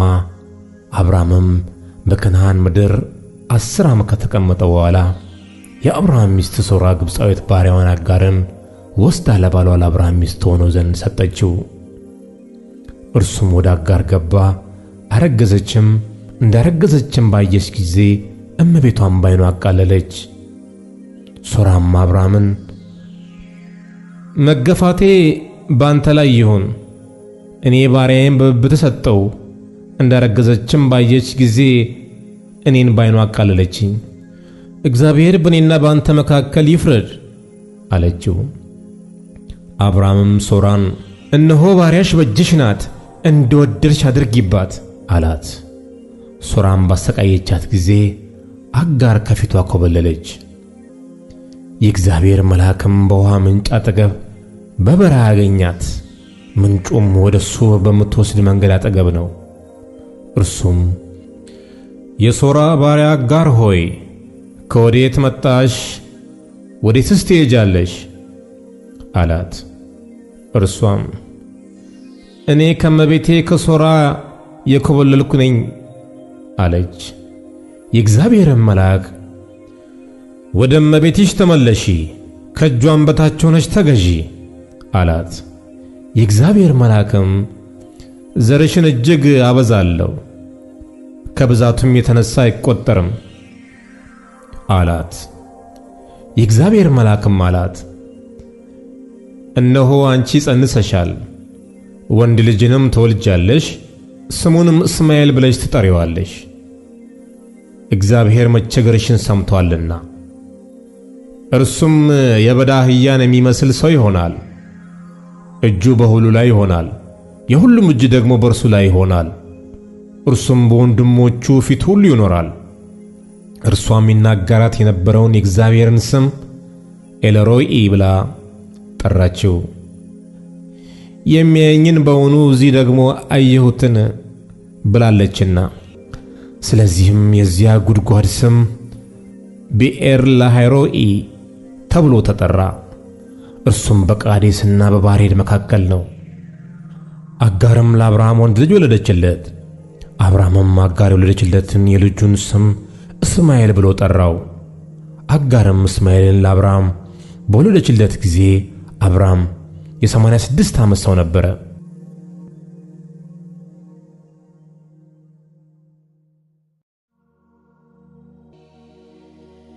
ምዕራፍ 17 አብርሃምም የ99 ዓመት ሰው በሆነ ጊዜ እግዚአብሔር ለአብርሃም ተገለጠለትና እኔ ኤልሻዳይ ነኝ፣ በፊቴ ተመላለስ፣ ፍጹምም ሁን፣ ቃል ኪዳኔንም በእኔና ባንተ መካከል አደርጋለሁ፣ እጅግም አበዛሃለሁ አለው። አብርሃምም በግንባሩ ወደቀ። እግዚአብሔርም እንዲህ ብሎ ተናገረው፣ እነሆ ቃል ኪዳኔ ካንተ ጋር ነው፣ ለብዙ አሕዛብም አባት ትሆናለህ። ከዛሬም ጀምሮ እንግዲህ ስምህ አብርሃም ተብሎ አይጠራ፣ ነገር ግን ስምህ አብርሃም ይሆናል፣ ለብዙ አሕዛብ አባት አድርጌሃለሁና እጅግም አበዛሃለሁ፣ ሕዝብም አደርግሃለሁ፣ ነገሥታትም ካንተ ይወጣሉ።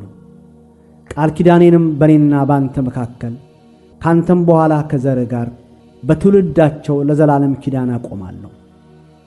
ለአንተና ካንተ በኋላ ለዘርህ አምላክ እሆን ዘንድ በእንግድነት የምትኖርባትን ምድር የከነዓን ምድር ሁሉ ለዘላለም ግዛት ይሆን ዘንድ ለአንተና ካንተ በኋላ ለዘርህ እሰጣለሁ፣ አምላክም ሆናቸዋለሁ። እግዚአብሔርም አብርሃምን አለው፣ አንተ ደግሞ ቃል ኪዳኔን ትጠብቃለህ። አንተ ካንተም በኋላ ዘርህ በትውልዳቸው በእኔና ባንተ መካከል ካንተም በኋላ በዘርህ መካከል የምትጠብቁት ቃል ኪዳኔ ይህ ነው። ከእናንተ ወንድ ሁሉ ይገረዝ፣ የቁልፈታችሁንም ሥጋ ትገረዛላችሁ። በእኔና በእናንተ መካከል ላለውም ቃል ኪዳን ምልክት ይሆናል።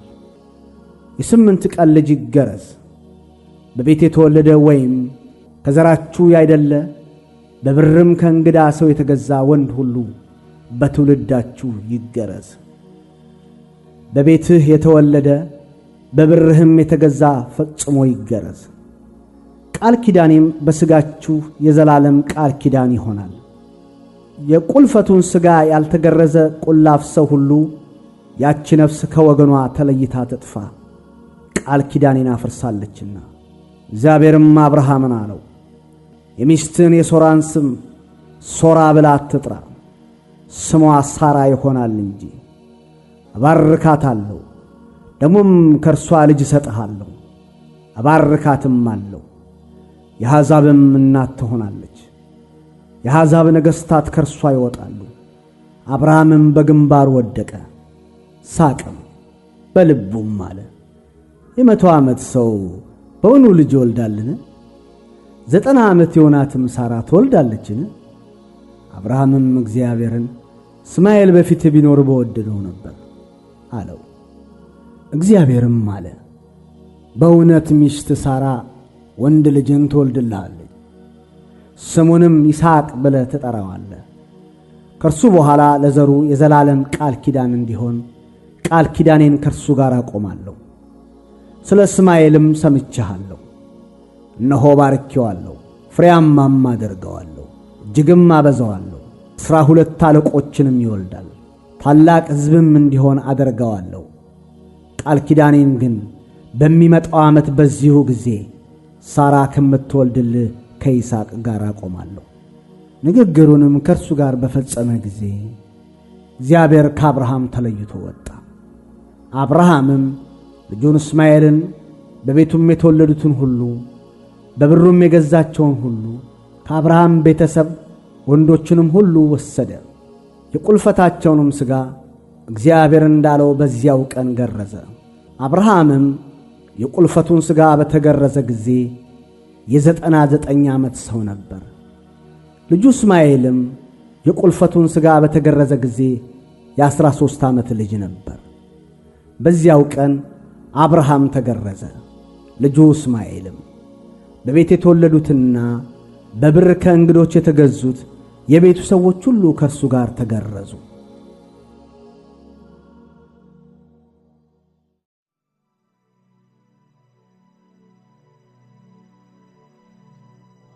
ምዕራፍ 18 በቀትርም ጊዜ እርሱ በድንኳኑ ደጃፍ ተቀምጦ ሳለ እግዚአብሔር በመምሬ የአድባር ዛፍ ተገለጠለት። ዓይኑንም አነሳና እነሆ 3 ሰዎች በፊቱ ቆሞ አየ። ባያቸውም ጊዜ ሊቀበላቸው ከድንኳኑ ደጃፍ ተነስቶ ሮጠ፣ ወደ ምድርም ሰገደ፣ እንዲህም አለ፣ አቤቱ በፊትህ ሞገስ አግኝቼ እንደሆነ ባሪያህን አትለፈኝ ብዬ ለምንሃለሁ። ጥቂት ውሃ ይምጣላችሁ፣ እግራችሁንም ታጠቡ፣ ከዚህችም ዛፍ በታች ረፉ፣ ቁራሽ እንጀራም ላምጣላችሁ፣ ልባችሁንም ደግፉ፣ ከዚያም በኋላ ትሄዳላችሁ። ስለዚህ ወደ ባሪያችሁ መጥታችኋልና። እነርሱም እንዳልክ አድርግ አሉት። አብርሃምም ወደ ድንኳኑ ወደ ሳራ ዘንድ ፈጥኖ ገባና 3 መስፈሪያ የተሰለቀ ዱቄት ፈጥነሽ አዘጋጂ፣ ለውሺውም እንጎቻም አድርጊ አላት። አብርሃም ወደ ላሞቹ ሮጠ፣ እጅግ የሰባም ታናሽ ጥጃ ያዘና ለብላቴናው ሰጠው። ያዘጋጅም ዘንድ ተቻኰለ። እርጎና ወተትም ያዘጋጀውንም ጥጃ መጣ፣ በፊታቸውም አቀረበው። እነርሱም ከዛፉ በታች በፊታቸው ቆመው ነበር። እነርሱም በሉ። እነርሱም ሚስት ሳራ ወዴት ናት አሉት። እርሱም በድንኳኑ ውስጥ ናት አላቸው። እርሱም የዛሬ ዓመት እንደ ዛሬው ጊዜ ወደ አንተ በእውነት እመለሳለሁ፣ ሚስት ሳራም ልጅን ታገኛለች አለ። ሳራም በድንኳኑ ደጃፍ በስተኋላ ሳለች ይህንን ሰማች። አብርሃምና ሳራም በዕድሜያቸው ሸምግለው ፈጽመው አርጅተው ነበር። በሴቶች የሚሆነውም ልማድ ከሳራ ተቋርጦ ነበር። ሳራም በልቧ እንዲህ ስትል ሳቀች፣ ካረጀው በኋላ በውኑ ፍትወት ይሆንልኛልን? ጌታዬም ፈጽሞ ሸምግሏል። እግዚአብሔርም አብርሃምን አለው፣ ካረጀው በኋላ በውኑ እወልዳለሁን ስትል ሳራ ለምን ሳቀች? በውኑ ለእግዚአብሔር የሚሳነው ነገር አለን? የዛሬ ዓመት እንደ ዛሬው ጊዜ ወደ አንተ እመለሳለሁ፣ ሳራም ልጅን ታገኛለች። ሳራም ስለፈራች አልሳኩም ስትል ካደች። እርሱም አይደለም ሳቅሽ እንጂ አላት። ሰዎቹም ከዚያ ተነስተው ወደ ሶዶም አቀኑ። አብርሃምም ሊሸኛቸው አብሯቸው ሄደ። እግዚአብሔርም አለ፣ እኔ የማደርገውን ከአብርሃም ሰውራለሁን? አብርሃም በእውነት ታላቅና ብርቱ ሕዝብ ይሆናልና የምድር አሕዛብም ሁሉ በእርሱ ይባረካሉና ጽድቅንና ፍርድን በማድረግ የእግዚአብሔርን መንገድ ይጠብቁ ዘንድ ልጆቹንና ከእርሱ በኋላ ቤቱን እንዲያዛውቃለሁና። ይህም እግዚአብሔር በአብርሃም ላይ የተናገረውን ነገር ሁሉ ያመጣ ዘንድ ነው። እግዚአብሔርም አለ፣ የሶዶምና የገሞራ ጩኸት እጅግ በዝቶአልና ኃጢአታቸውም እጅግ ከብዳለችና እንግዲህስ ወደ እኔ እንደመጣች እንደ ጩኸቷ አድርገው እንደሆነ ወርጃለሁ፣ እንዲሁም ባይሆን አውቃለሁ። ሰዎቹም ከዚያ ፊታቸውን አቀኑ፣ ወደ ሶዶምም ሄዱ። አብርሃም ግን በእግዚአብሔር ፊት ገና ቆሞ ነበር። አብርሃምም ቀረበ አለም፣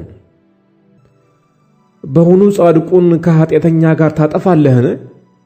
50 ጻድቃን በከተማይቱ ውስጥ ቢገኙ በውኑ ሁሉን ታጠፋለህን? ከተማይቱንስ በእርሷ ስለሚገኙ 50 ጻድቃን አትምርምን? ይህ ካንተ ይራቅ። ጻድቁን ከኃጢአተኛ ጋር ትገድል ዘንድ ጻድቁም እንደ ኃጢአተኛ ይሆን ዘንድ እንደዚህ ያለው አድራጎት ካንተ ይራቅ። የምድር ሁሉ ፈራጅ በቅን ፍርድ አይፈርድምን? እግዚአብሔርም በሶዶም በከተማይቱ ውስጥ 50 ጻድቃን ባገኝ ስፍራውን ሁሉ ስለ እነርሱ ምራለሁ አለ። አብርሃምም መለሰ አለም፣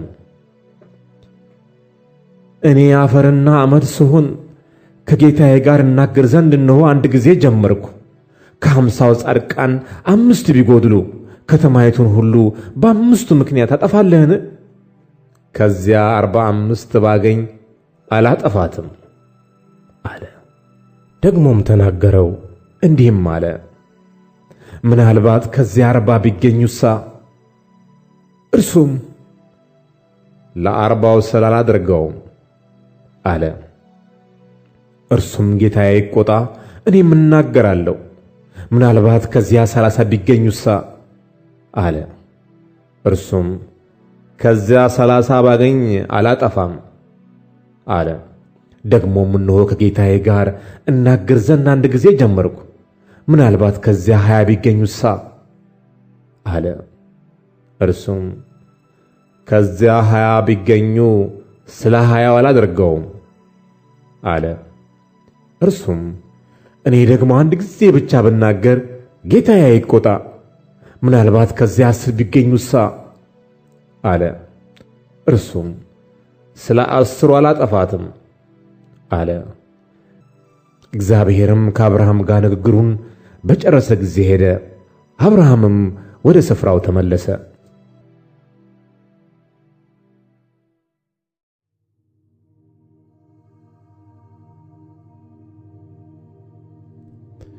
ምዕራፍ 19 ሁለቱም መላእክት በመሸ ጊዜ ወደ ሶዶም ገቡ። ሎጥም በሶዶም በር ተቀምጦ ነበር። ሎጥም ባያቸው ጊዜ ሊቀበላቸው ተነሳ፣ ፊቱንም ደፍቶ ወደ ምድር ሰገደ። አላቸውም፣ ጌቶቼ ሆይ ወደ ባሪያችሁ ቤት አቅኑ፣ ከዚያም እደሩ፣ እግራችሁን ታጠቡ፣ ነገ ማልዳችሁም መንገዳችሁን ትሄዳላችሁ። እነርሱም በአደባባዩ እናድራለን እንጂ አይሆንም አሉት። እጅግም ዘበዘባቸው። ወደ እርሱም አቀኑ። ወደ ቤቱም ገቡ። ማዕድም አቀረበላቸው፣ ቂጣንም ጋገረ፣ እነርሱም በሉ። ገናም ሳይተኙ የዚያች ከተማ የሶዶም ሰዎች ከብላቴናው ጀምሮ እስከ ሽማግሌው ድረስ በየስፍራው ያለው ሕዝብ ሁሉ ቤቱን ከበቡት። ሎጥንም ጠርተው እንዲህ አሉት፣ በዚህ ሌሊት ወደ ቤትህ የገቡት ሰዎች ወዴት ናቸው? እናውቃቸው ዘንድ ወደ እኛ አውጣቸው። ሎጥም ወደ እነርሱ ወደ ደጅ ወጣ፣ መዝጊያውንም በኋላ ዘጋው፣ እንዲህም አለ። ሎጥም ወደ እነርሱ ወደ ደጅ ወጣ፣ መዝጊያውንም በኋላው ዘጋው፣ እንዲህም አለ። ወንድሞቼ ሆይ ይህን ክፉ ነገር አታድርጉ። እነሆ ወንድ ያላወቁ 2 ሴት ልጆች አሉኝ። እነርሱን ላውጣላችሁ፣ እንደወደዳችሁም አድርጓቸው። በእነዚህ ሰዎች ብቻ ምንም አታድርጉ፣ እነርሱ በጣሪያዬ ጥላ ስር ገብተዋልና። እነርሱም ወዲያ ሂድ አሉት። ደግሞም እንዲህ አሉ፣ ይህ ሰው በእንግድነት ለመኖር መጣ፣ ፍርዱንም ይፈርድ ዘንድ ይፈልጋል። አሁን ባንተ ከነርሱ ይልቅ ክፉ እናደርግብሃለን። ሎጥንም እጅግ ተጋፉት። የደጁንም መዝጊያ ለመስበር ቀረቡ። ሁለቱም ሰዎች እጃቸውን ዘርግተው ሎጥን ወደ እነርሱ ዘንድ ወደ ቤት አገቡት፣ መዝጊያውንም ዘጉት። በቤቱ ደጃፍ የነበሩትንም ሰዎች ከታናሻቸው ጀምሮ እስከ ታላቃቸው ድረስ አሳወሯቸው። ደጃፉን ለማግኘት ሲፈልጉ ደከሙ። ሁለቱም ሰዎች ሎጥን አሉት፣ ከዚህ ሌላ ማን አለ? አማችም ቢሆን ወንድ ልጅም ቢሆን ወይም ሴት ልጅ ብትሆን በከተማይቱ ያለን ሁሉ ከዚህ ስፍራ አስወጣቸው። እኛ ይህንን ስፍራ እናጠፋለንና ጩኸታቸውም በእግዚአብሔር ፊት ትልቅ ሆኖአልና እናጠፋውም ዘንድ እግዚአብሔር ሰዶናል። ሎጥም ወጣ፣ ልጆቹን ለሚያገቡት ለአማቾቹም ነገራቸው።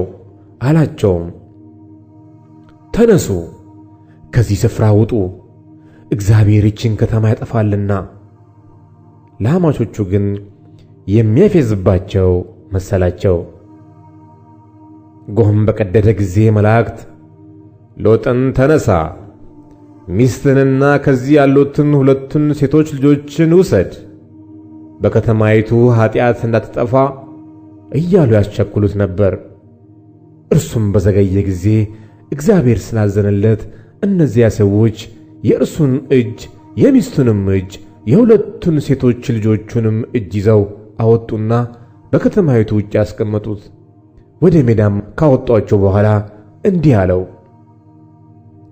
ራስህን አድን፣ ወደ ኋላ አትይ፣ በዚህም ዙሪያ ሁሉ አትቁም፣ እንዳትጠፋም ወደ ተራራው ሸሽተህ አምልጥ። ሎጥም አላቸው፣ ጌቶቼ ሆይ እንዲህስ አይሁን። እነሆ ባሪያ በፊትህ ሞገስ አግኝቶአል። ነፍሴን ለማዳን ያደረግክልኝ ምሕረትህንም አብዝተሃል። ክፉ እንዳያገኘኝና እንዳልሞት ወደ ተራራው ሸሽቼ አመልጥ ዘንድ አልችልም። እነሆ ይህች ከተማ ወደ እርሷ ሸሽቶ ለማምለጥ ቅርብ ናት፣ እርሷም ትንሽ ናት። ነፍሴን ለማዳን ወደ እርሷ ሸሽቼ ላምልጥ፣ እርሷም ትንሽ ከተማ አይደለችምን? እርሱም አለው፣ የተናገርካትን ከተማ እንዳላጠፋት እነሆ በዚህ ነገር የለመንከኝን ተቀብያለሁ። በቶሎ ወደዚያ ሸሽተህ አምልጥ። ወደዚያ እስክትደርስ ድረስ ምንም ማድረግ ዘንድ አልችልምና። ስለዚህም የዚያች ከተማ ስም ዞዓር ተባለ። ሎጥ ወደ ዞዓር በገባ ጊዜ ፀሐይ በምድር ላይ ወጣች። እግዚአብሔርም በሶዶምና በገሞራ ላይ ከእግዚአብሔር ዘንድ ከሰማይ እሳትና ዲን አዘነበ። እነዚያም ከተሞች በዙሪያቸውም ያለውን ሁሉ በከተሞችም የሚኖሩትን ሁሉ የምድር ቡቃያ ሁሉ ገለበጠ። የሎጥም ሚስት ወደ ኋላ ተመለከተች፣ የጨውም ሐውልትም ሆነች። አብርሃምም በእግዚአብሔር ፊት ቆሞ ወደ ነበረበት ስፍራ ለመሄድ ማልዶ ተነሣ። ወደ ሶዶምና ወደ ገሞራ በዚያች አገር ወዳለው ምድር ሁሉ ተመለከተ። እነሆም የሀገሪቱ ጢስ እንደ ቶን ጢስ ሲነሣ አየ። እግዚአብሔርም እነዚያን የአገር ከተሞች ባጠፋ ጊዜ አብርሃምን አሰበው። ሎጥ ተቀምጦበት የነበረውንም ከተማ ባጠፋ ጊዜ ከዚያ ጥፋት መካከል ሎጥን አወጣው። ሎጥም ከዞዓር ወጣ። በዞዓር ይቀመጥ ዘንድ ስለፈራም ከሁለቱ ሴቶቹ ልጆቹ ጋር በተራራ ተቀመጠ። በዋሻ ከሁለቱ ሴቶች ልጆቹ ጋር ተቀመጠ። ታላቂቱም ታናሺቱን አለቻት፣ አባታችን ሸመገለ፣ በምድርም ሁሉ እንዳለው ልማድ ሊገናኘን የሚችል ሰው በምድር ላይ የለም። ነይ አባታችንንም የወይን ጠጅ እናጠጣውና ከእርሱ ጋር እንተኛ፣ ከአባታችንም ዘር እናስቀር። በዚያችም ሌሊት አባታቸውን የወይን ጠጅ ያጠጡት። ታላቂቱም ገባች፣ ከአባቷም ጋር ተኛች። እርሱም ስትተኛና ስትነሣ አላወቀም። በነጋውም ታላቂቱ ታናሺቱን አለቻት፣ እነሆ ትናንት ከአባቴ ጋር ተኛው፣ ዛሬ ሌሊት ደግሞ የወይን ጠጅ እናጠጣው። አንቺም ግቢና ከእርሱ ጋር ተኚ፣ ከአባታችንም ዘር እናስቀር። አባታቸውንም በዚያች ሌሊት ደግሞ የወይን ጠጅ ያጠጡት። ታናሺቱም ገብታ ከእርሱ ጋር ተኛች። እርሱም ስትተኛና ስትነሣ አላወቀም። የሎጥም ሁለቱ ሴቶች ልጆቹ ከአባታቸው ጸነሱ። ታላቂቱም ወንድ ልጅ ወለደች፣ ስሙንም ሞዓብ ብላ ጠራችው። እርሱም እስከ ዛሬ የሞዓባውያን አባት ነው። ታናሺቱም ደግሞ ወንድ ልጅ ወለደች፣ ስሙንም የወገኔ ልጅ ስትል አሞን ብላ ጠራችው። እርሱም እስከ ዛሬ የአሞናውያን አባት ነው።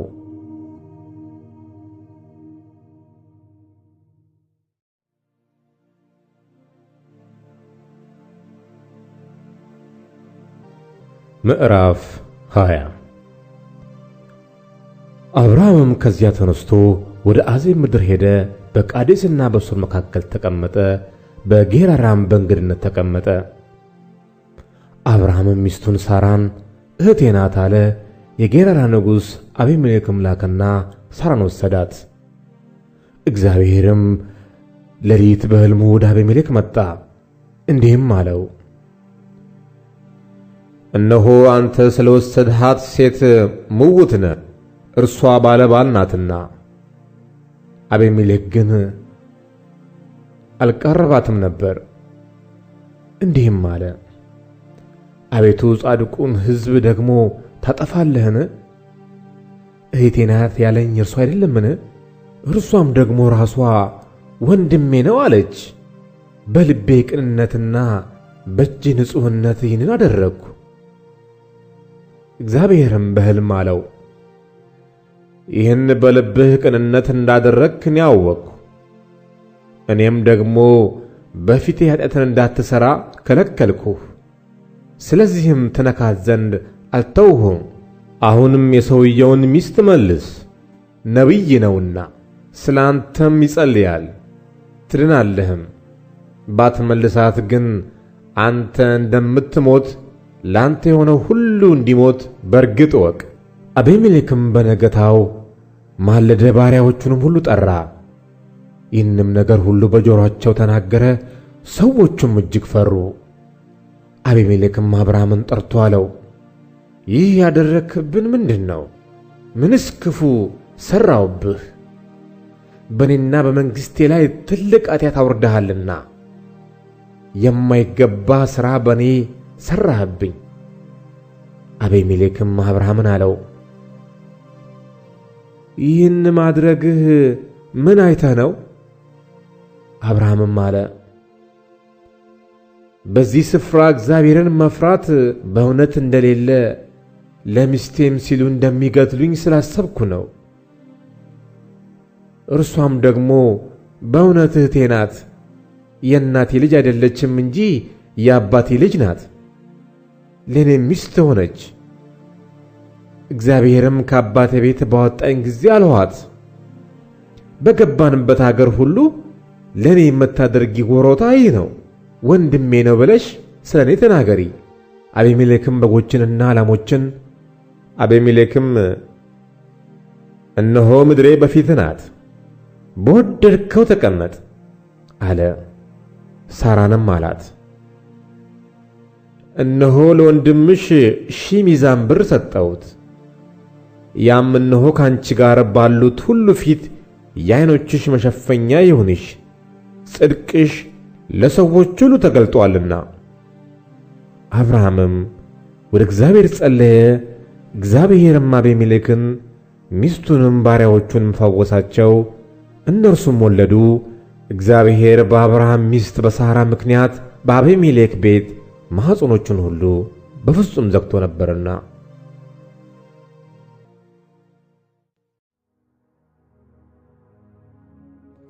ምዕራፍ 21 እግዚአብሔርም እንደተናገረው ሳራን አሰበ። እግዚአብሔርም እንደተናገረው ለሳራ አደረገላት። ሳራም ጸነሰች።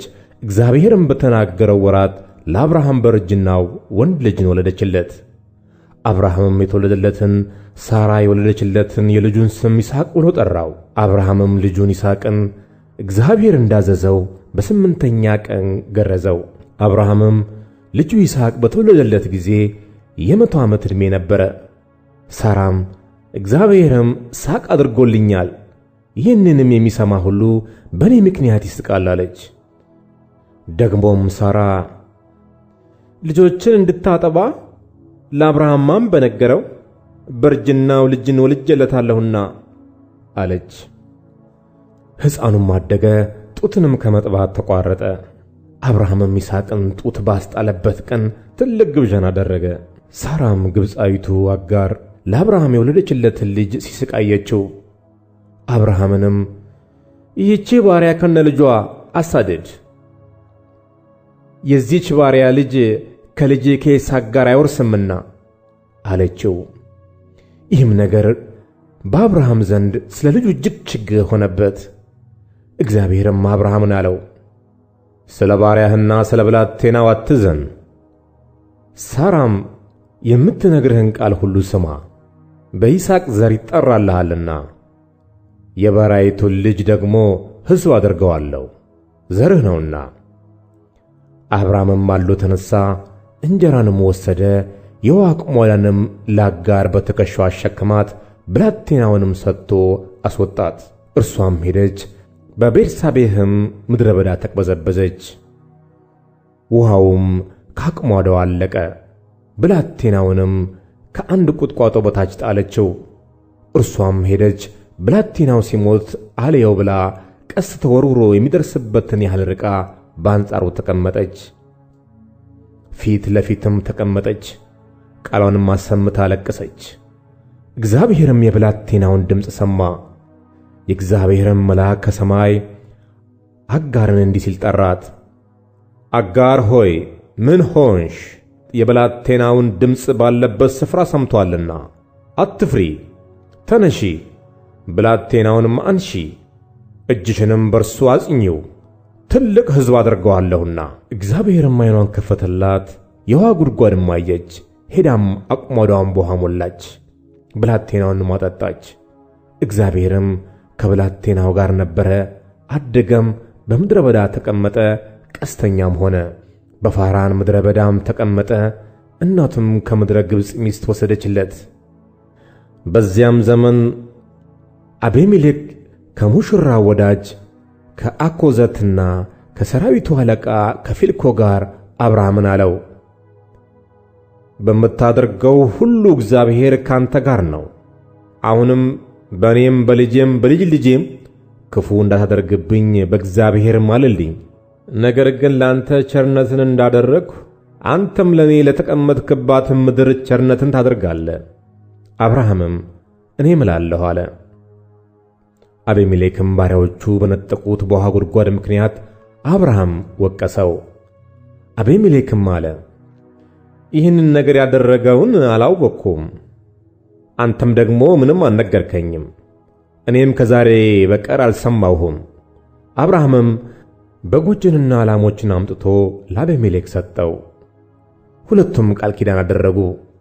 አብርሃምም 7 ቄቦች በጎችን ለብቻው አቆመ። አቤሜሌክም አብርሃምን ለብቻቸው ያቆማቸውን እነዚህ 7 ቄብ በጎች ምንድናቸው አለው። እርሱም እኔ ይህችን ከውሃ ጉድጓድ እንደ ቆፈርኩ ምስክር ይሆኑኝ ዘንድ እነዚህን 7 ቄቦች በጎች ከእጄ ትወስዳለህ አለው። እኔ ይህችን የውሃ ጉድጓድ እንደ ቆፈርኩ ምስክር ይሆኑኝ ዘንድ እነዚህን 7 ቄቦች በጎች ከእጄ ትወስዳለህ አለው። ስለዚህ የዚያ ስፍራ ስም ቤርሳቤ ብሎ ጠራው፣ ከዚያ ሁለቱ ተማምለዋልና። በቤርሳቤህም ቃል ኪዳን አደረጉ። አቤሜሌክና የሙሽራው ወዳጅ አኮዞት የሰራዊቱ አለቃም ፊልኮም ተነስተው ወደ ፍልስጤም ምድር ተመለሱ። አብርሃምም በቤርሳቤህ የተምር ዛፍን ተከለ፣ በዚያም የዘላለሙን አምላክ የእግዚአብሔርን ስም ጠራ። አብርሃምም በፍልስጤም ምድር ብዙ ቀን እንግዳ ሆኖ ተቀመጠ።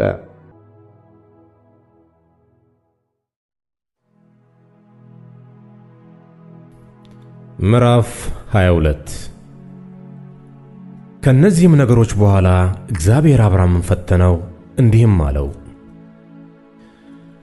አብርሃም ሆይ። አብርሃምም እነሆ አለሁ አለ።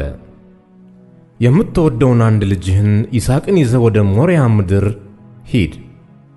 እኔም በምነግርህ በአንድ ተራራ ላይ በዚያ መሥዋዕት አድርገህ ሰዋው አለ። አብርሃምም በማለዳ ተነስቶ አህያውን ጫነ፣ ሁለቱንም ሎሌዎቹንና ልጁን ይስሐቅን ከእርሱ ጋር ወሰደ። እንጨትንም ለመሥዋዕት ሰነጠቀ። ተነስቶም እግዚአብሔር ወዳለው ቦታ ሄደ። በሦስተኛውም ቀን አብርሃምም ዓይኑን አነሣና ቦታውን ከሩቅ አየ። አብርሃምም ሎሌዎቹን አላቸው፣ አህያውን ይዛችሁ ከዚህ ቆዩ፣ እኔና ልጄ ወደዚያ ሄደን እንሰግዳለን፣ ወደ እናንተም እንመለሳለን። አብርሃምም የመሥዋዕቱን እንጨት አንስቶ ለልጁ ለይስሐቅ አሸከመው። እርሱም እሳቱንና ቢላውን በእጁ ያዘ። ሁለቱም አብረው ሄዱ። ይስሐቅም አባቱን አብርሃምን ተናገረው። አባቴ ሆይ አለ። እርሱም እነሆኝ ልጄ አለው። እሳቱንና እንጨቱ ይኸው አለ። የመሥዋዕቱ በግ ግን ወዴት ነው አለ። አብርሃምም ልጄ ሆይ የመሥዋዕቱን በግ እግዚአብሔር ያዘጋጃል አለው። ሁለቱም አብረው ሄዱ። እግዚአብሔርም ወዳለው ቦታ ደረሱ። አብርሃምም በዚያ መሠዊያውን ሠራ፣ እንጨትንም ረበረበ፣ ልጁንም ይስሐቅንም አስሮ በመሠዊያው በእንጨቱ ላይ አጋደመው። አብርሃምም እጁን ዘረጋ፣ ልጁንም ያርድ ዘንድ ቢላዋ አነሣ። የእግዚአብሔር መልአክም ከሰማይ ጠራና አብርሃም አብርሃም አለው። እርሱም እነሆኝ አለ። እርሱም በብላቴናው ላይ እጅህን አትዘርጋ፣ አንዳችም አታድርግበት፣ አንድ ልጅህን ለእኔ አልከለከልክምና እግዚአብሔርን የምትፈራ እንደሆን አሁን አውቄአለሁ አለ።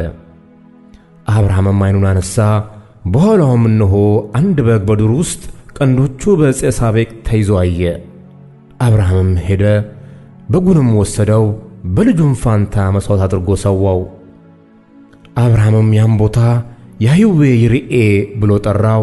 እስከ ዛሬም ድረስ በእግዚአብሔር ተራራ ይታያል ይባላል። የእግዚአብሔርም መልአክም አብርሃምን ከሰማይ ሁለተኛ ጊዜ ጠራው፣ እንዲህም አለው፣ እግዚአብሔር በራሴ ማልኩ ይላል፣ ይህንን ነገር አድርገሃልና አንድ ልጅህንም አልከለከልክምና በእውነት በረከትን እባርክሃለሁ፣ ዘርህንም እንደ ሰማይ ከዋክብትና በባሕር ዳር እንዳለ አሸዋ አበዛዋለሁ። ዘርህም የጠላቶችን ደጅ ይወርሳል። የምድር አሕዛብ ሁሉ በዘርህ ይባረካሉ፣ ቃሌን ሰምተሃልና። አብርሃምም ወደ ብላቴኖቹ ተመለሰ። ተነስተውም ወደ ቤርሳቤህ አብረው ሄዱ። አብርሃምም በቤርሳቤ ተቀመጠ። ይህም ከሆነ በኋላ ለአብርሃም እንዲህ ተብሎ ተነገረ። እነሆ ሚልካ ደግሞ ለወንድም ለናኮር ልጆችን ወለደች። እነርሱም በኩሩ ዑፅ፣ ወንድሙ ቡዝ፣ የአራም አባት ቀሙኤል፣ ኮዛት፣ ሃዞ፣ ፊልዳስ፣ የድላፍ፣ ባቱኤል ናቸው። ባቱኤልም ርብቃን ወለደ። እነዚህን ስምንቱን ሚልካ ለአብርሃም ወንድም ለናኮር ወለደች። ሬማ የሚሏት ቁባቱ ደግሞ ጥባህን፣ ገአምን፣ ታሐሽን፣ ሞክሳን ወለደች።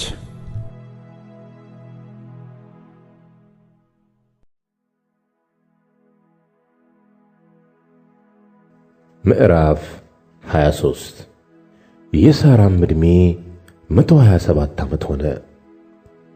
በቂርያት አርባቅም ሞተች። እርሷም በከነዓን ምድር ያለች ኬብሮን ናት። አብርሃምም ለሳራ ሊያዝንላትና ሊያለቅስላት ተነሣ። አብርሃምም ከሬሳው አጠገብ ተነሣ፣ ለኬጢ ልጆችም እንዲህ ሲል ተናገረ። እኔ በእናንተ ዘንድ ስደተኛና መጻተኛ ነኝ። በእናንተ ዘንድ የመቃብር ርስት ስጡኝ፣ ሬሳዬንም ከፊቴ ልቅበር። የኬጢ ልጆችም ለአብርሃም መለሱ አሉትም፣ ጌታ ሆይ ስማን፣ አንተ በእኛ መካከል ከእግዚአብሔር አለቃ ነህ። ከመቃብር ስፍራችን በመልካሙ ቦታ ሬሳህን ቅበር። ሬሳህን ትቀብር ዘንድ ከእኛ መቃብሩን የሚከለክልህ የለም። አብርሃምም ተነሣ፣ ለምድሩ ሕዝብም ለኬጢ ልጆች ሰገደ። እንዲህም አላቸው፣ ሬሳዬን ከፊቴ እንድቀብር ከወደዳችሁ ስሙኝ። ከሳዕር ልጅ ከኤፍሮንም ለምኑልኝ። በእርሻው ዳር ያለችውን ድርብ ክፍር ያላትን ዋሻውን በሙሉ ዋጋ በመካከላችሁ ይስጠኝ፣ መቃብሩ የኔ ርስት እንዲሆን። ዋሻውን በሙሉ ዋጋ በመካከላችሁ ይስጠኝ፣ መቃብሩን የኔ ርስት እንዲሆን። ኤፍሮንም በኬጢ ልጆች መካከል ተቀምጦ ነበር። የኬጢ ሰው ኤፍሮንም የኬጢ ልጆችና ወደ ከተማ የሚገቡ ሁሉ ሲሰሙ ለአብርሃም እንዲህ ሲል መለሰለት፣ አይደለም ጌታዬ፣ ስማኝ። እርሻውን ሰጥቼሃለሁ፣ በእርሱም ዳር ያለውን ዋሻ ሰጥቼሃለሁ፣ በወገኔ ልጆች ፊት ሰጥቼሃለሁ። ሬሳህን ቅበር። አብርሃምም በሀገሩ ሰዎች ፊት ሰገደ። የአገሩ ሰዎችም ሲሰሙ ለኤፍሮን እንዲህ ሲል ተናገረ፣ ነገሬን ትሰማ ዘንድ እለምንሃለሁ፣ የእርሻውን ዋጋ እሰጥሃለሁ። አንተም ከኔ ዘንድ ውሰድ፣ ሬሳዬንም በዚያ ቀብራለሁ። ኤፍሮንም ለአብርሃም እንዲህ ሲል መለሰለት፣ ጌታዬ ሆይ እኔን ስማኝ። የ400 ስቅል ዋጋ ምድር በእኔና በአንተ መካከል ምንድን ነው? ሬሳህን ቅበር። አብርሃምም የኤፍሮንን ነገር ሰማ። አብርሃምም በኬጢ ልጆች ፊት የነገረውን 400 ስቅል መዝኖ ለኤፍሮን ሰጠው። ብሩም ለመሸጫ ለመለወጫ የሚተላለፍ ነበረ።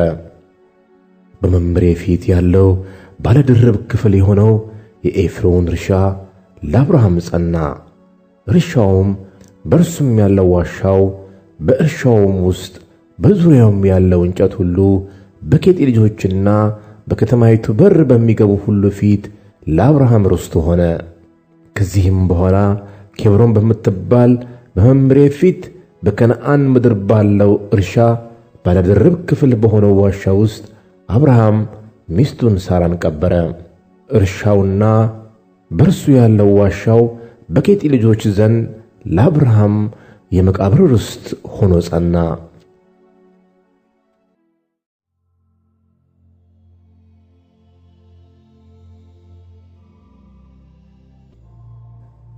ምዕራፍ 24 አብርሃምም ሸመገለ፣ በዘመኑም አረጀ። እግዚአብሔርም አብርሃምን በሥራ ሁሉ ባረከው። አብርሃምም ሎሌውን የቤቱን ሽማግሌ የከብቱን ሁሉ አዛዥ አለው፣ እጅህን ከጭኔ በታች አድርግ፣ እኔም አብሬ ከምኖራቸው ከከነዓን ሴቶች ልጆች ለልጄ ሚስት እንዳትወስድለት በሰማይና በምድር አምላክ በእግዚአብሔር አምልሃለሁ። ነገር ግን ወደ አገሬና ወደ ተወላጆቼ ትሄዳለህ፣ ለልጄ ለይስሐቅም ሚስት ትወስድለታለህ። ሎሌውም ሴቲቱ ምናልባት ወደዚህ አገር ከኔ ጋር ለመምጣት እምቢ ያለች እንደሆነ ልጅህን ወደ መጣህበት አገር ልመልሰውን? አለው። አብርሃምም አለው፣ ልጄን ወደዚያ እንዳትመልስ ተጠንቀቅ። ከአባቴ ቤት ከተወለድሁባት ምድርም ያወጣኝ ይህችንም ምድር እሰጥሃለሁ ብሎ የነገረኝና የማለልኝ የሰማይ አምላክ እግዚአብሔር እርሱ መልአኩን በፊት ይሰድዳል። ከዚያም ለልጄ ሚስትን ትወስዳለህ። ሴቲቱም ከአንተ ጋር ለመምጣት እምቢ ያለች እንደሆነ ከዚህ ካቀረብሁህ መሐላ ንጹሕ ነህ። ልጄ ግን ወደዚያ አትመልሰው። ሎሌውም ከጌታው ከአብርሃም ጭን በታች እጁን አደረገ፣ ስለዚሁም ነገር ማለለት። ሎሌውም ከጌታው ግመሎች መካከል 10 ግመሎችን ወስዶ የጌታውም ዕቃ መልካም መልካሙን ይዞ ተነሣ። ተነስቶም ወደ መስጴጦምያ ወደ ናኮር ከተማ ሄደ። ሲመሽም ሴቶች ውሃ ሊቀዱ በሚወጡበት ጊዜ ከከተማይቱ ውጪ በውሃ ጉድጓድ አጠገብ ግመሎቹን አስበረከከ። እንዲህም አለ፣ የጌታዬ የአብርሃም አምላክ እግዚአብሔር ሆይ እለምንሃለሁ፣ መንገዴን ዛሬ በፊቴ አቅናልኝ፣ ለጌታዬም ለአብርሃም ምሕረትን አድርግ። እነሆ በዚህ የውሃ ምንጭ አጠገብ እኔ ቆሜአለሁ። የዚህችም ከተማ ሴቶች ልጆች ውሃውን ሊቀዱ ይመጣሉ። ውሃ ጠጣ ዘንድ እንስራሽን አዘንብዪ። እርሷም አንተ ጠጣ፣ ግመሎችን ደግሞ አጠጣለሁ የምትለኝ ቆንጆ እርሷ ለባሪያህ ለይስሐቅ ያዘጋጀሃት ትሁን። በዚህም ለጌታዬ ምሕረትን እንዳደረግህ አውቃለሁ። ይህንን መናገሩን ሳይፈጽም እነሆ ሚልካ የወለደችው የባቱኤል ልጅ ርብቃ እንስራዋን በጫንቋ ተሸክማ ወጣች። ሚልካም የአብርሃም ወንድም የናኮር ሚስት ናት። ብላቴናይቱም መልኳ እጅግ ያማረ ወንድ የማያውቃት ድንግልም ነበረች። ወደ ምንጭም ወረደች፣ እንስራዋንም ሞላች፣ ተመልሳም ወጣች። ሎሌውም ሊገናኛት ሮጠና ከእንስራሽ ጥቂት ውሃ ታጠጪኝ ዘንድ እለምንሻለሁ አላት። እርሷም ጌታዬ ሆይ ጠጣ አለችው።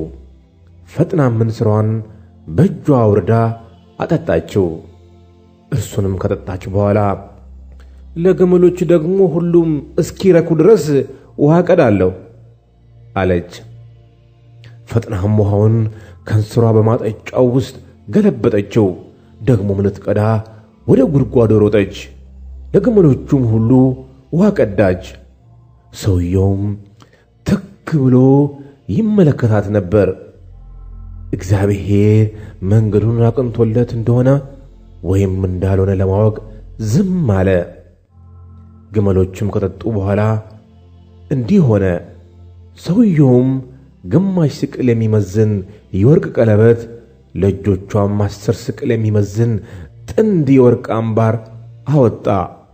እንዲህም አላት፣ አንቺ የማን ልጅ ነሽ? እስኪ ንገሪኝ፣ በአባትሽ ቤት የምናድርበት ስፍራ ይገኛልን?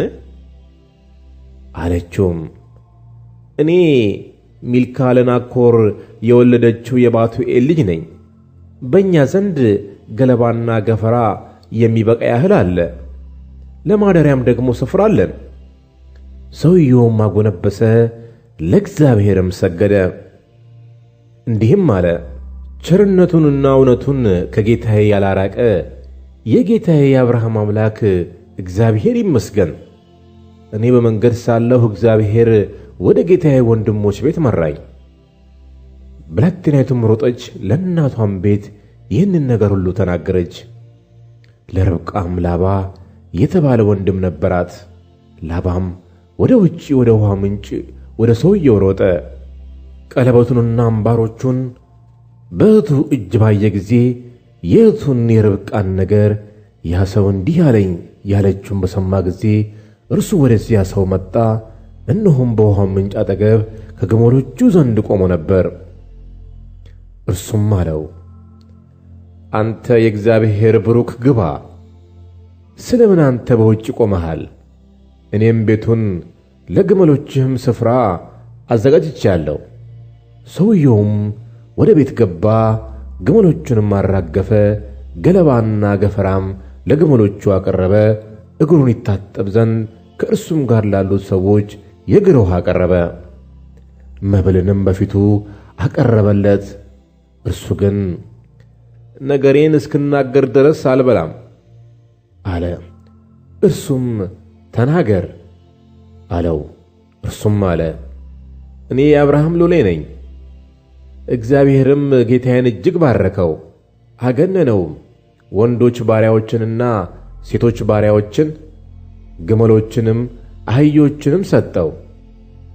ሳራም የጌታዬ ሚስት በእርጅናው ለጌታዬ ወንድ ልጅን ወለደች።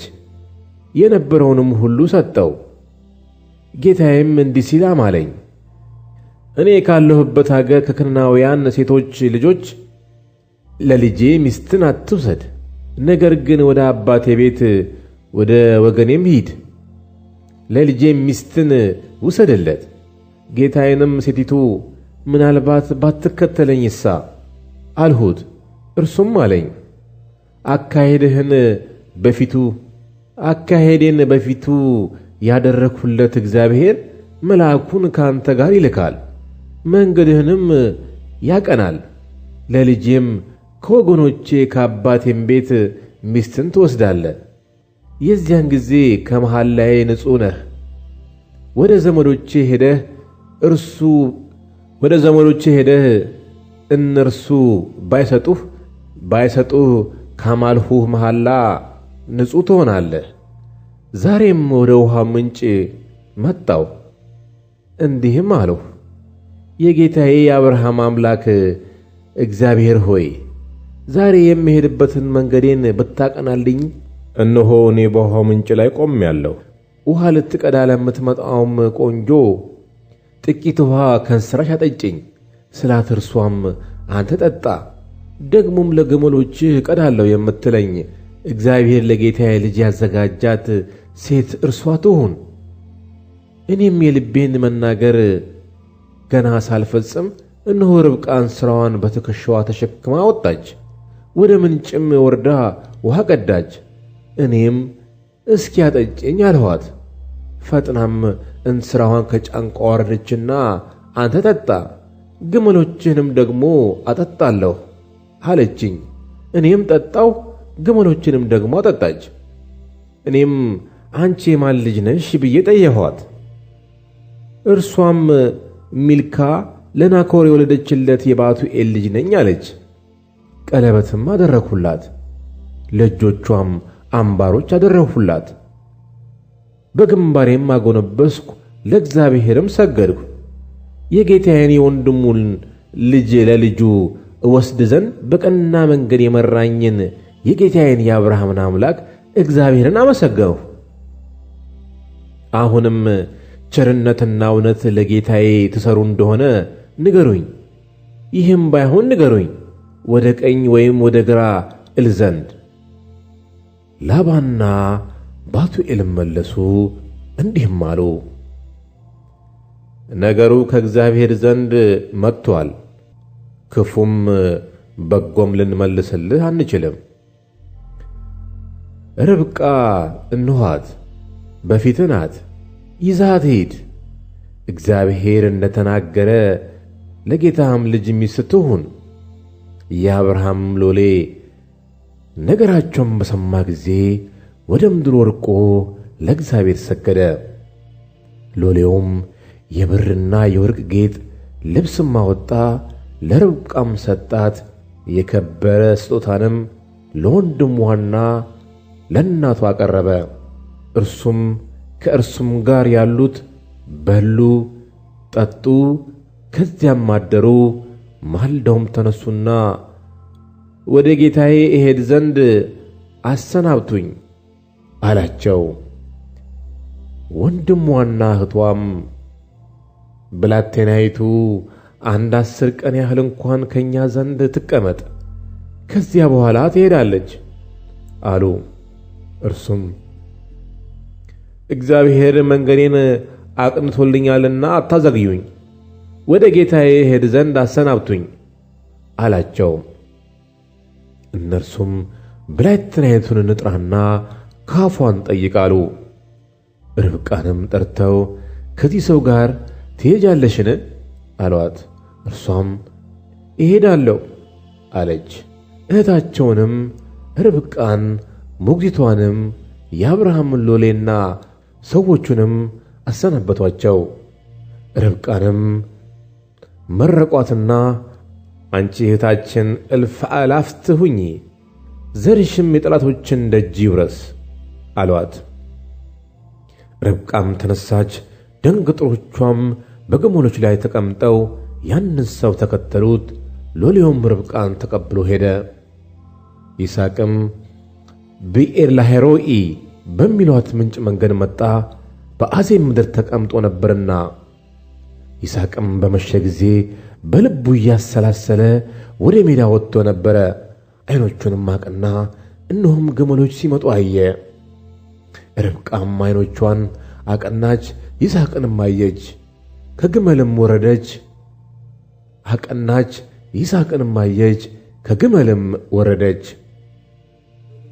ሎሌውንም ሊገናኘን በሜዳ የሚመጣው ይህ ሰው ማን ነው አለችው። ሎሌውም እርሱ ጌታዬ ነው አላት። እርሷም መሸፈኛ ወስዳ ተከናነበች። ሎሌውም ያደረገውን ነገር ሁሉ ለይስሐቅ ነገረው። ይስሐቅም ወደ እናቱ ወደ ሳራ ድንኳን አገባት። ርብቃንም ወሰዳት፣ ሚስትም ሆነችው፣ ወደዳትም። ይስሐቅም ከእናቱ ሞት ተጽናና።